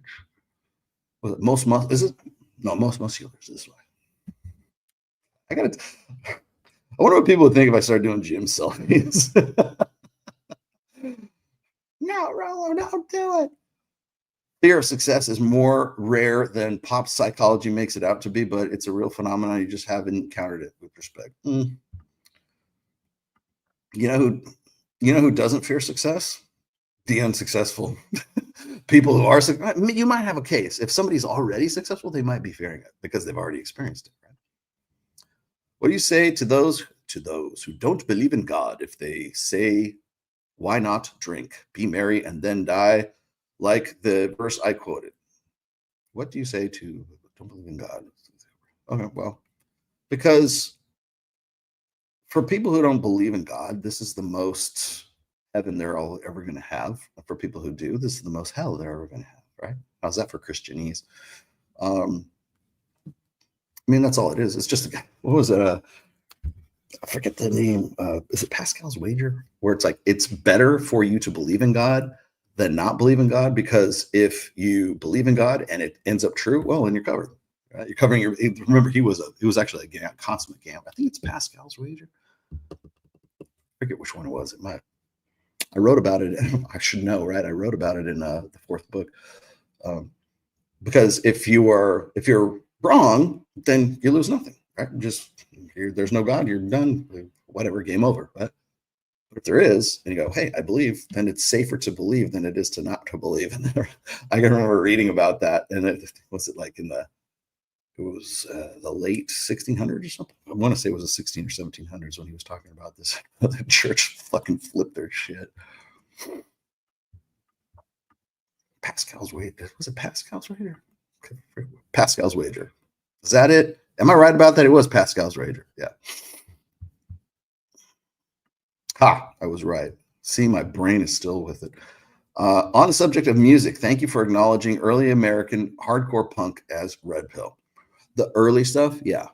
The original stuff, yes. I think I mentioned this on you must have been watching Access Vegas. Hypergamy is a problem because it's unchecked in Western culture. There's, as I said, there's no buffers and it's unfettered. It used to be checked by neighbors, parents, religion, friends in general, and the culture. Yep, exactly what I said. Thank you. What's up, boss man? What's up, Sir Mason? Sir Mr. Jason? I love those fucking shades, bro. You know what I want to get? Okay, where am I? Oh, see these ones? Let me see if I can try these. So these are my, of course it goes out when I'm trying to show you this shit. Oh, maybe it's the autofocus that's fucking things up. I hadn't thought about that. It could be the autofocus. Oh, come on, man. Come back. I'm still here. Don't leave me. I think it's the autofocus that's fucking this thing up. There we go.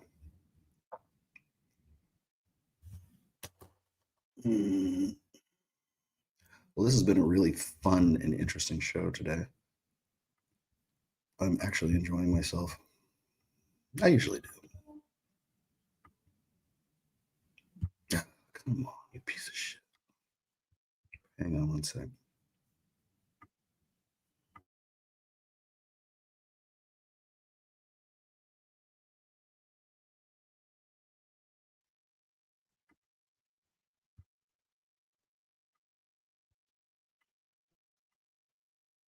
Oh, maybe that was it. No.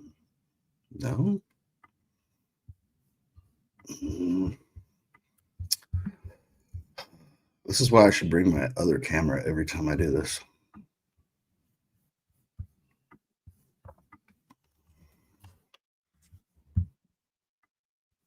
Okay, here we go.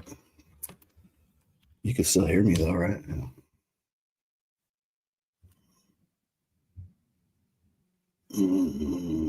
Okay. Look, and now it's not reversed. Now it's not. This is actually the way it should be showing right now. Maybe that was it. Maybe it was the mirror imaging that was fucking things up. I don't know. All right. You know what? I kind of liked it the other way. That looks more natural. All right. What? Okay. Mainstream media flippantly discusses checklists that men should fulfill all the time. Why are they petrified to broach the subject of checklists that women ought to fulfill? Is it because of ESG score? What the fuck is ESG score? No, it's because there's a concept. It's called the women are wonderful concept. It's a phenomenon. It's actually a real thing. You can look this up. Let me go look it up. Women are wonderful effect. There it is. Okay. And this is, I'm just going to read you the brief here. The women are wonderful effect refers to the tendency for people to evaluate women more positively than men overall. even when the evaluations are not explicitly stated. The effect is often linked to traditional gender roles and the stereotypes that women are warm, nurturing, and caring. However, it's important to note that this effect is not universally experienced and can be influenced by factors like societal gender equality. Oh, sure. The Women Are Wonderful effect is a psychological phenomenon where people tend to associate more positive attributes with women than with men. This can manifest in subtle ways, like women being more likely to offer help to people being more likely to offer help to a woman in need than a man. Okay, so I've talked about the Women Are Wonderful effect. This is studied really since 1994, so it's actually a thing.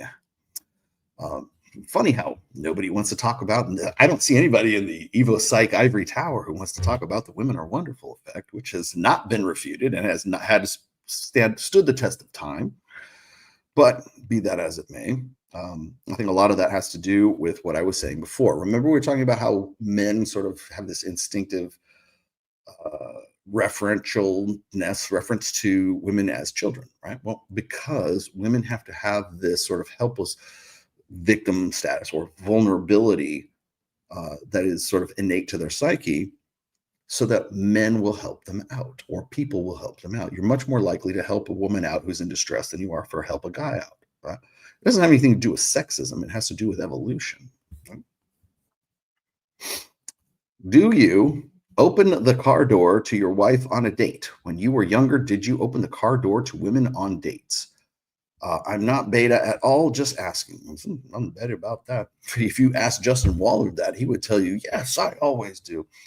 I opened the door for Mrs. Tomasi when we're in the Camaro, because the Camaro rides way lower than my Tacoma.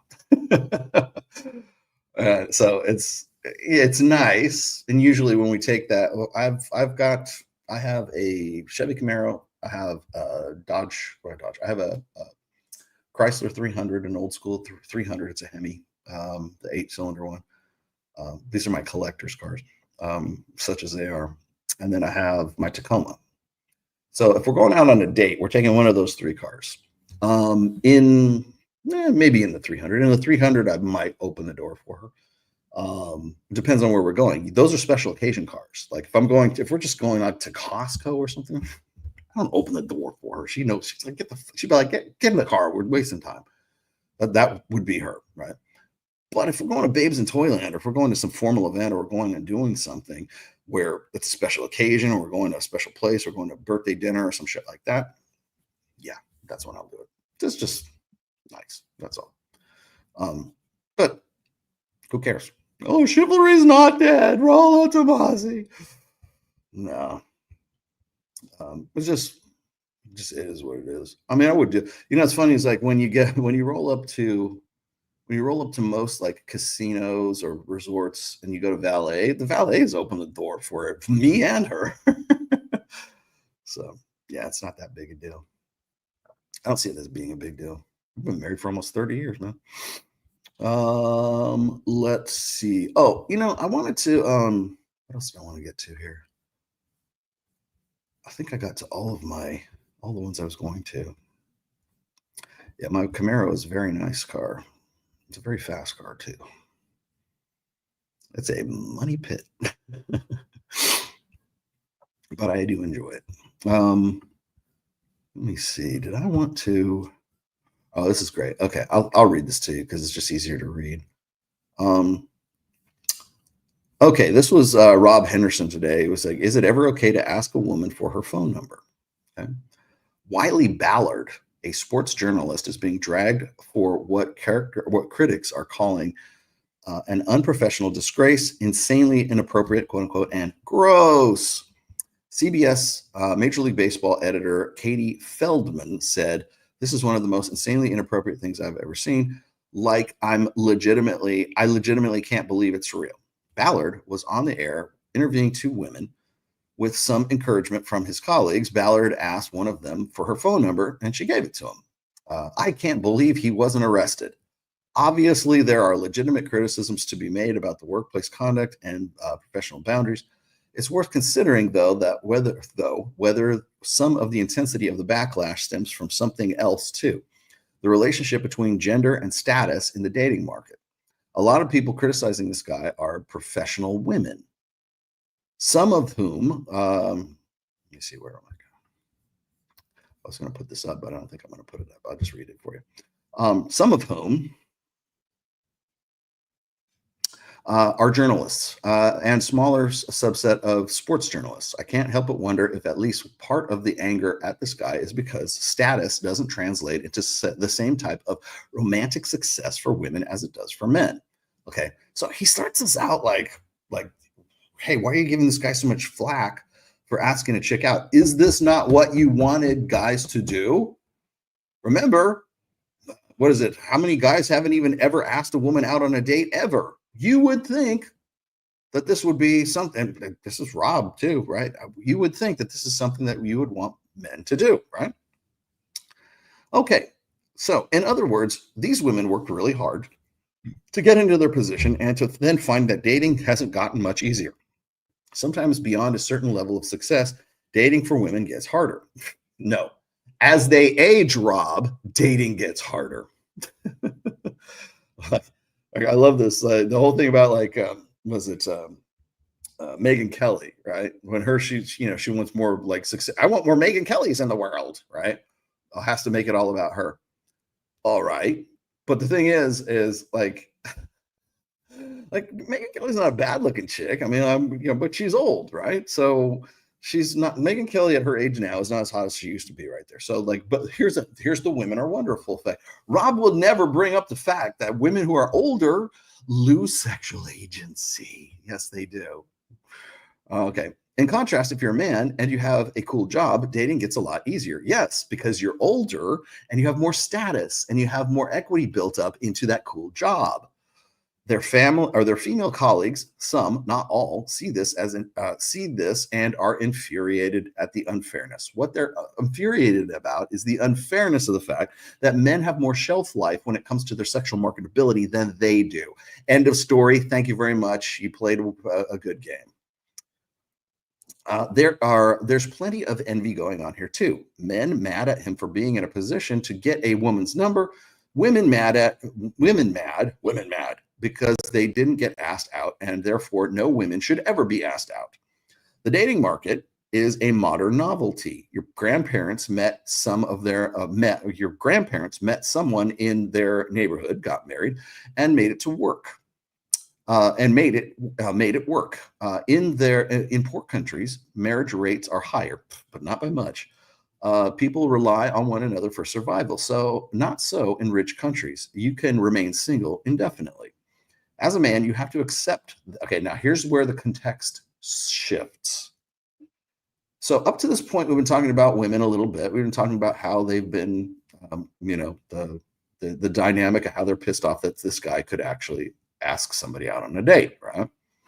Well, here we go. This is where the story shifts at this point.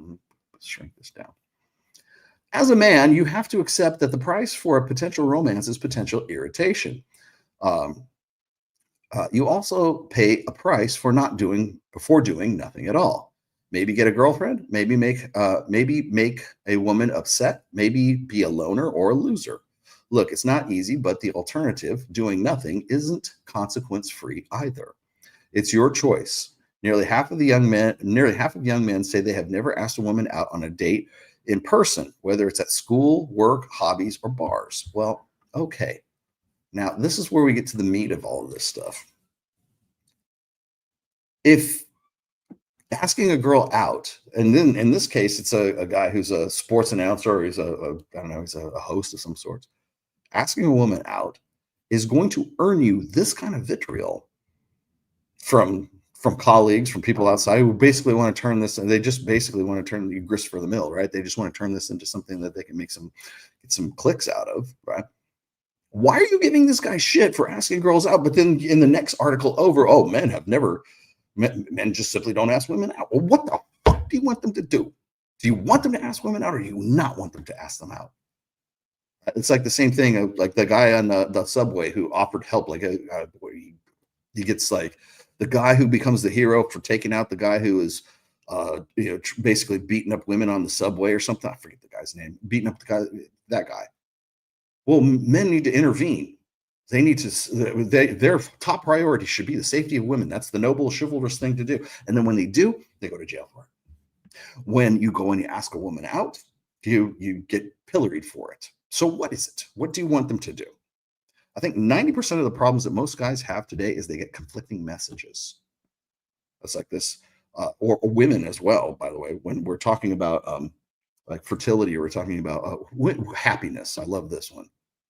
Happiness. Women are happier if they're, most women, results are in, women happier when they are childless and unmarried. And then literally a day later, another article comes out and says, women happiest if they have children and a man and are married. Exactly the opposite. And it's this cycle that keeps going and going. So it's this contradictory confliction all the fucking time. I knew a male student at Cambridge who spent nearly every single day for an entire year with a female classmate of his. He would ask her to study and she would agree. Then on literally the day before they were set to graduate, he asked her out and she said yes. Now they're married. She told me she couldn't believe how long he took because she gave him every possible hint, and yet he almost didn't go through with it. Yes, maybe he was being cautious. Take a group of 100 young men. You'll find 40 or 50 of these timid guys versus only 4 to 5 outwardly confident types who boldly ask women out. There are probably 10 shy, self-conscious guys for every one ultra-confident one. Most guys are somewhere in the middle. No, you're just basically, thank you, Rob. You just explained the 80-20 rule, although sort of ass backwards, but you just explained the 80-20 rule. 4 out of 5, what, 4.5%? You said 100 guys, right? Yeah, so 4.5%. Those are the guys who are outwardly confident. Yeah, because they're hot. Because they've been rewarded with sex by women for just simply, initiating. Of course they are. Thank you, Rob. Rob Henderson has finally acknowledged the 80-20, 4.5% rule. I don't know about the other ones, but yeah, we'll see what happens. God damn it.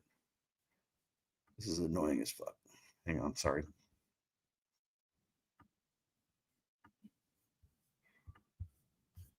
I should just leave this thing on.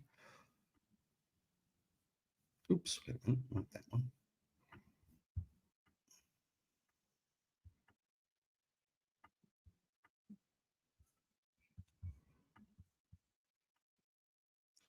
Back again. Thank you, Rob. Most guys are somewhere in the middle. Yeah. No, actually, most guys are in the 80th percentile. The 20th percentile are the guys who might do. I've noticed a lot of guys derive satisfaction from being losers and defend their self-image by exaggerating the likelihood of women getting upset if you ask them out. Is that not what you just explained at the top of the fucking article? If you ask or they confirm their biases by only watching videos of women getting annoyed for being asked out. Again, this not what you led with?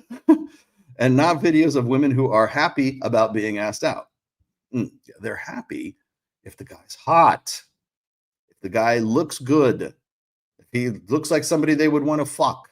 That's why it's so rare. Or they spend time annoying women online and insulting them. Gee, wonder what online communities he could be talking about. Let's continue. Hoping that they'll be insulted back to confirm their own self-image as losers. Well, perhaps they are, because they're part of that 80 percentile that you mentioned just in the one paragraph ago. You're allowed to ask people out. Obviously, you're allowed to ask people out. Are you? Let's go ask, what was his name? Maybe we should talk to Mr. Wiley Ballard. Maybe he's got something. Maybe he would like to put some input in here. You're allowed to ask people out. Obviously, everyone's risk profile is different, and you shouldn't risk your livelihood just to get someone's number. So you're agreeing with them now. Okay. But generally, most unpartnered people, There's that word again, partnered. Unpartnered people should err on the side of asking more people out. Would those unpartnered people have penises? Would they? Can we just say, dudes, for the love of Christ, on Easter fucking Sunday, can we at least say that? Please. Unpartnered people. You mean guys? You mean guys, right, Rob? Like, stop beating around the goddamn bush. Unpartnered people should err on the side of asking more people out. So women be the ones asking them out? Because up to this point, I don't think that's where we're at, man. This applies more so to men than women. Oh, finally. Women don't ask people out that often. Well, holy shit. Then why would you? Well, then can we stop it with the bullshit, unpartnered shit? The people shit? Most women, 93%, say they prefer to be asked out on a date rather than do the heavy lifting, rather than do the asking themselves. Only 6% of women said that they would rather take this initiative. He doesn't have any link for, oh, there's a link. Okay. Men, by contrast, show opposite patterns. 83% prefer to be the ones doing the asking, while just 16% say they'd rather be asked out. Interestingly, this means that nearly 3 times more men would prefer to be asked out, 16%, than there are who prefer to do the asking. Nonetheless, women and men prefer when men are the ones who are taking the initiative. Okay, then stop it with the unpartnered people erring on the side, asking people out. Sex differences are deeply rooted and will never change. Some years ago, a female friend of mine explained that she really liked a guy and was sending him hints. I replied, why not just ask him out? She looked at me like I was crazy, and I said, no matter how much I like a guy, I would never ask him out. Imagine a guy saying, no matter how much I liked a girl, I would never ask her out. The correct response would be something like, enjoy being eternally single then, which is exactly what you will hear on those podcasts you don't want to mention. Now, here's a great one. Here's where the shift comes in. If you want to get more dates, it helps to become a more attractive person. Oh, really? If you're fat, lose weight. Well, at least you got that one right. And if you dress like shit, figure out your style, get clothes that fit. Okay. If you're a guy, get a woman's advice. No, reject. If you don't know any women, ask female staff at the store. I think probably the number one worst thing you could possibly do is ask female staff at the store. If you went to Jackson Maximus, I would tell you to go talk to Christian. He's the owner of that place. Yeah, you know what you need to talk to? You need to talk to Jim Kilgore. Jim Kilgore, part of Reignite. He's the guy you need to talk to. Get some nice shoes that fit. Oh, well, there's a take care of your grooming and hygiene. Again with the hygiene. So many guys have disgusting beards. They're not well kept and well groomed. They don't get haircuts regularly. They don't comb their hair. This is very basic stuff. You know, if they have that problem, if you need to tell them that, they have a much deeper problem than what we're getting at here. Try to look as best you can. This is like remedial shit here. Try to reach the uppermost limitation of whatever your genetic ceiling is. So don't skip genetics day. And that'll put you in a better position for people. Here it is again. For people to be open to speaking with you. I think you mean women. Rob. Can we just say fucking women? Thank you. Maybe get a dog. One study found out that when an attractive man approached women while walking a dog, 28% of them gave him their phone number. But when the same man made an approach without a dog, only 9% did. Okay, so maybe your dog's cuter than you. Maybe learn how to play an instrument. There you go. In another experiment, a young male approached women in a public setting, asking for their phone numbers while carrying either a guitar case or nothing. Of course, it has to be a guitar. Remember, guitars. Got it? The finding revealed that women were significantly more likely to provide their phone numbers when the man was carrying a guitar case, 31%. Wow, better than a dog, compared to no guitar case, which was 14%. Oh my God. So anyways, I'm not going to read the whole thing to you because it's kind of like insignificant. So let's see. If you have a dog is a good investment, but a guitar, you don't have a guitar in the case, just a guitar case, and you're going to score 31% better than not. Because that's creative intelligence, right? At least it signals creative intelligence. Maybe.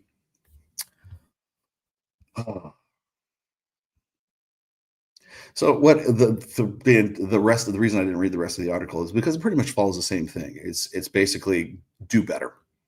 And so why did I read this? But I was asked earlier, well, what about the accountability of women? Do women not bear some of the responsibility for the fact that like men and women aren't pairing up?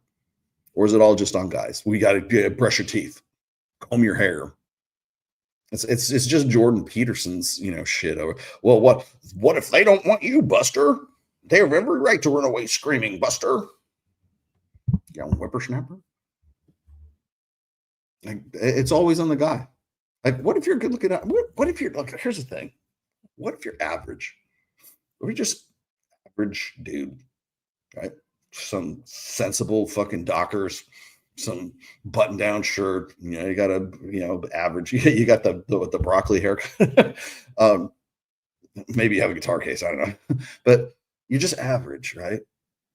And you're 5 foot. What's the average height of a guy? 5'9", 5'10". Let's give you a little bit. You're 5'10", and you're not particularly built, but you're not fat, so you're within the tolerance there. And you brush your teeth and you take care of yourself in, hygiene. I still can't believe that shit. This is killing me, man.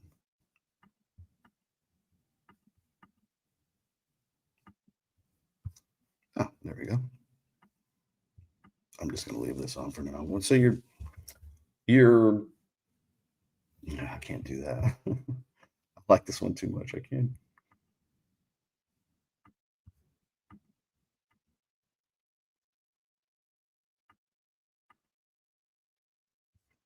It just does not want to cooperate today.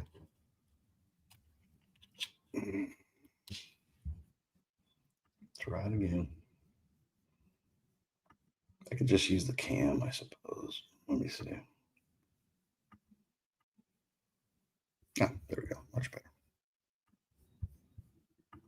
Can you guys hear the music? They got like a whole thing going on out here. There you go.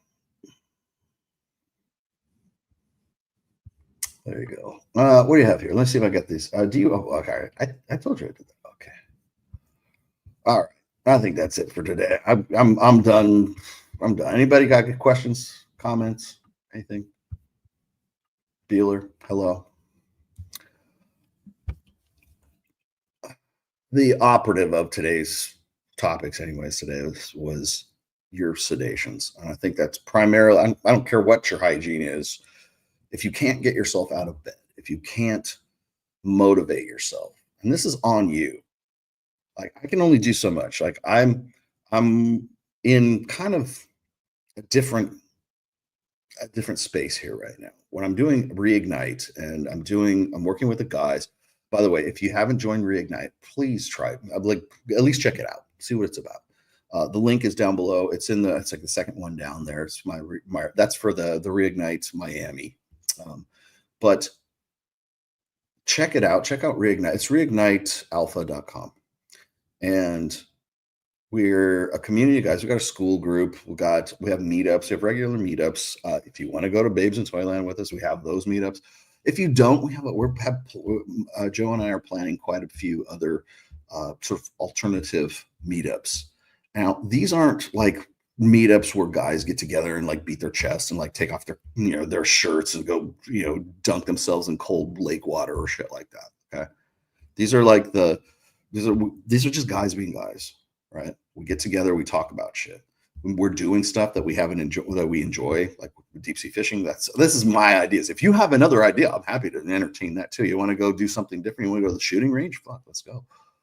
But it's just like things that guys like to do, and it's not big old heavy sales thing. We're not there like getting in touch with the divine masculine and healing our inner wounds. And we don't do drum circles. I mean, if you want to do MMA fighting, I can find the gym to go do it at, but it's not like that. If you want to go lift, I got plenty of gyms we can go lift at, but it's not like some retreat. It's not some some hippie Malibu bullshit. It's just guys getting together and talking and just like hanging out and having a tribe, right? And that's where all the communication takes place. But one of the things I'm getting into when I'm talking to my people at Reignite now is they're paralyzed, and not by a fear of success or anything else. It's just that they're stuck in place, and they're generally stuck in place because either their mindset is, or their mindset, their opinion of themselves is such that it can't work for them, or they can't do this. Yeah, we can go to a Raiders game. Are you kidding? Hardcover's coming, dude. It'll be Q3 for sure. Yeah,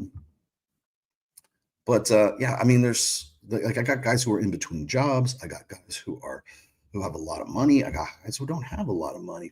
But one of the things that's the most consistent theme amongst these dudes is trying to find some way to just like pick up and fucking do things. Like, Rollo, how do I do this? Like, I had it here in the chat, right? How do I unfuck my life? How do I do this? How do I do that?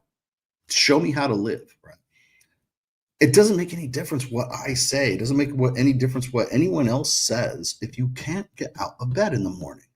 You have to do that. I can't carry your ass to the gym and throw you in front of the fucking Smith machine. I can't do that. You have to do that. And I can't do that if you're still sleeping off the night before. I can't do that if you're smoking weed. Dude, I can't even believe this even happens, man. I'm not going to say who, but I've had women meet me at Powerhouse Gym, and they're stoned. I'm like, why are you fucking smoking weed before you go to the fucking gym? Is that a thing? Like, have you ever smoked weed before you go to a gym? Like, who the fuck smokes weed before they go to the gym? I was floored by that.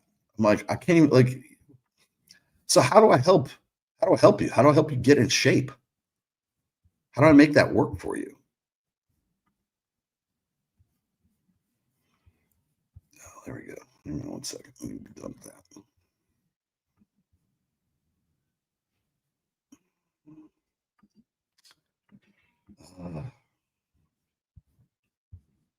How do I help you? Help me help you. It just does, I don't even understand. I can't even understand. It's like, it blows me away that people would actually want to do something like that. But who fucking smoke? Like, is that a thing? Like, people actually smoke before they go? I can't be sedated at the, like, if anything, I would want to be more like aware, I would be amped. I would want to be amped up. So, but anyways, that is my sedation thing. If you want more information, I'm going to probably write another essay on sedation, but like, this is the reason why I chose this as today's topic is because I wrote the thing on my Substack on sedation, which is actually it's derived from a chapter that's going to be in the Reignite book, how to like sort of at least confront it and change your mind about yourself. And as a result, this Substack essay has been probably my most trafficked, most read essay. So clearly there is a demand for some sort of direction. How do I break this addiction? There's so many guys that I deal with that just want to have their problems solved for them. If you've read The Player's Handbook, my 5th book, in the introduction there, I make specific mention of guys if they have if you have an autistic disorder, so if you're on the spectrum, if you're autistic in any way, right? Even if you're you could be functionally autistic. I made specific mention in the introduction that says, this book will not cure your condition. You need help. You need to go to a psychiatrist. You need to go to a psychologist. You need professional help. And the reason why I put that in there is because so many of those guys will read my stuff, and I read Rollo's stuff. And if I read this stuff, if I get into this and I do these things and I memorize these things, then I won't be autistic anymore. No, you need to go and figure that shit out for yourself. Okay. I can analyze your problem. I can tell you, I can show you what's happening, but I can't cure your fucking condition. Maybe you can limit it. Maybe, I don't know, maybe it even can't be cured, but maybe you can manage it. But you can't manage it with me. See what I'm saying? So I can only help you so insofar as I can. But these guys are really they're desperate. They're desperate for fucking help. And this is the thing that just fucking pisses me off so much when I read this bullshit about, oh, incels this and incels that, and men and masculinity and the red pill and all this other shit. And they just want to fucking just drag the manosphere and the red pill and everything. I'm like, these guys, every fucking day, you don't see the people that I see. You don't deal with the people that I deal with. You don't write the articles that I do. You don't have the longevity in this. You don't have the books. And they want to drag on these guys. And I'm like, but these guys need fucking help. I've got a whole fucking, essay on the safety net essay, right? Well, if you go and you look through all the comments on there, it's like so many of these guys were ready to self-delete. Like people, well, that happens, you know, everybody gets that, or even Myron, blah, blah, blah. I'm like, yeah, I got 1,100 of them. And that was in 2018. 1,100 of them. One of them I met in person, right? 1,100 back in 2017. How many more of them are now? What if I did a show? I remember I did a show for this Dutch documentary team that had flown out from Holland to Florida, right? And I met them at the Florida airport, actually. And I did a show, an impromptu show. You probably remember it. I did a show. And I said, hey guys, I'm doing the show. If you want to call in or you want to, I was on StreamYard. I gave the StreamYard link out. I said, if you want to give these guys your testimonial, please come in. And I didn't have anybody to screen. It was just me in a freaking hotel room.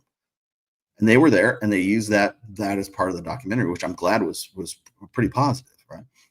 And I remember doing that show and people kept asking me after that show, like, when are you going to do that again? I really want to talk to you about how your work has saved my life. I was right here at Bunny Ball. Bunny Ball is in one of the convention centers here at the Town and Country Resort. It's just one of, like, there was at least two yesterday. One of those was an AA convention. I walked from this room to the cafe to go get some food and come back. I met 3 people from that convention who stopped me and said, "Hey, you Rollo?" I go, "Yeah." They go, "I just want to tell you, man, your work saved my life. You know, what are you doing here?" Like I'm at the AA convention, right? I'm here for the Bunny Ball, right? And I had 3 people who recognized me, stopped me, and said, "Hey, I really want to, thank you for who is, for helping me out in a really dark place." And I'm like, great. You know what? The best thing you can do, well, leave a positive review on Amazon. But the thing is like, I see this every fucking day. And live in real time. Like I'm talking to people live in real time. I'm not even seeking them out. They find me. And the thing is like these are the stories and this is the experience that these guys have that you're never going to hear on CNN or the BBC or the Guardian or whatever their panic, agitprop is being propped up in fucking the UK. You're never going to hear that. Oh, Andrew Tate, fuck him, man. That's where the reality happens, right there, right out there, walking to go get a fucking sandwich, man. That's where it happens. Oh, Andrew this and Tristan that, and fuck them. Fuck this whole shit with it begins and ends with Andrew. Like that's what the only name they could mention in adolescence was them, right? It begins and ends with Pearl. It begins and ends with fucking with. I was like, no fucking idea. And I feel like I'm fighting this uphill battle because it's never going to be anything more than it is. It's just salaciousness. It's just fucking red meat. And there's really nothing I can really do about it except for take the wins when I get them. And so that's what I will continue to do. And so let me finish out here. Later, bro. Thanks, Derek. Roberto, thank you for stream today. I've been hanging out with you today. You helped me make it a chill Easter. Oh, cool. Good for you. Yes, and the Golden Knights are at 6:30, so I'm going to see if I can watch them tonight. That'll be a good one. And let's see. Yep, you changed the trajectory of my life 4 years ago. Well, thank you. Thank all of you for all of your love and support today on an Easter Sunday. You didn't have to be here, but you were. Much appreciated. Let's see. Announcements. Any final announcements? Access Vegas is not this week, but it's the following Wednesday. We're doing it on Wednesdays right now. I just thought maybe I should probably tell you guys this. We decided to move it to Wednesdays because it seems like we get more girls on Wednesdays. And so we'll be doing it on, what is the next Wednesday? 30th. We'll be doing it on the 30th of April. And then, as I said before, we will be in Miami. Mike and I will both be in Miami on the 13th through the 19th. Likely we'll be on Fresh and Fit. Likely we might be on Danza Project. Unlikely that we'll be on the Adam Sosnick Power Hour because I don't think he's doing that show anymore. So unfortunately, that is now defunct. But we will be in Miami. I will be doing, I've got 2 slots left in the deep sea fishing trip. Well, here's the thing. 475 viewers, 360. Okay, thanks for that. Actually, I've got more than that right now. I'm looking at my totals here. We're actually at 2631, which ain't too bad. That's across Twitter and all my other platforms too. And we're on Rumble, in case you were wondering. But yeah, you're right. Put some more likes on it.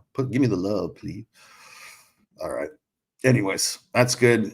Yeah, Player's Handbook is good. Thank you. And I will see you guys next week from Red One Studios. I'll be back in Vegas next week, so I'll be good. All right, fellas. I will see you soon. And I've got to give you this song from within the browser, don't I? Ha, got it. I have it. Where did it?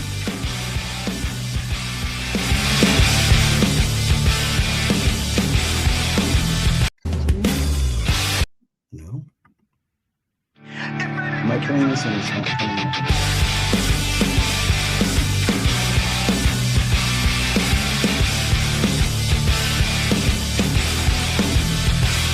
All right, I'm going to kill it here. I'll see you guys next week. Bye-bye.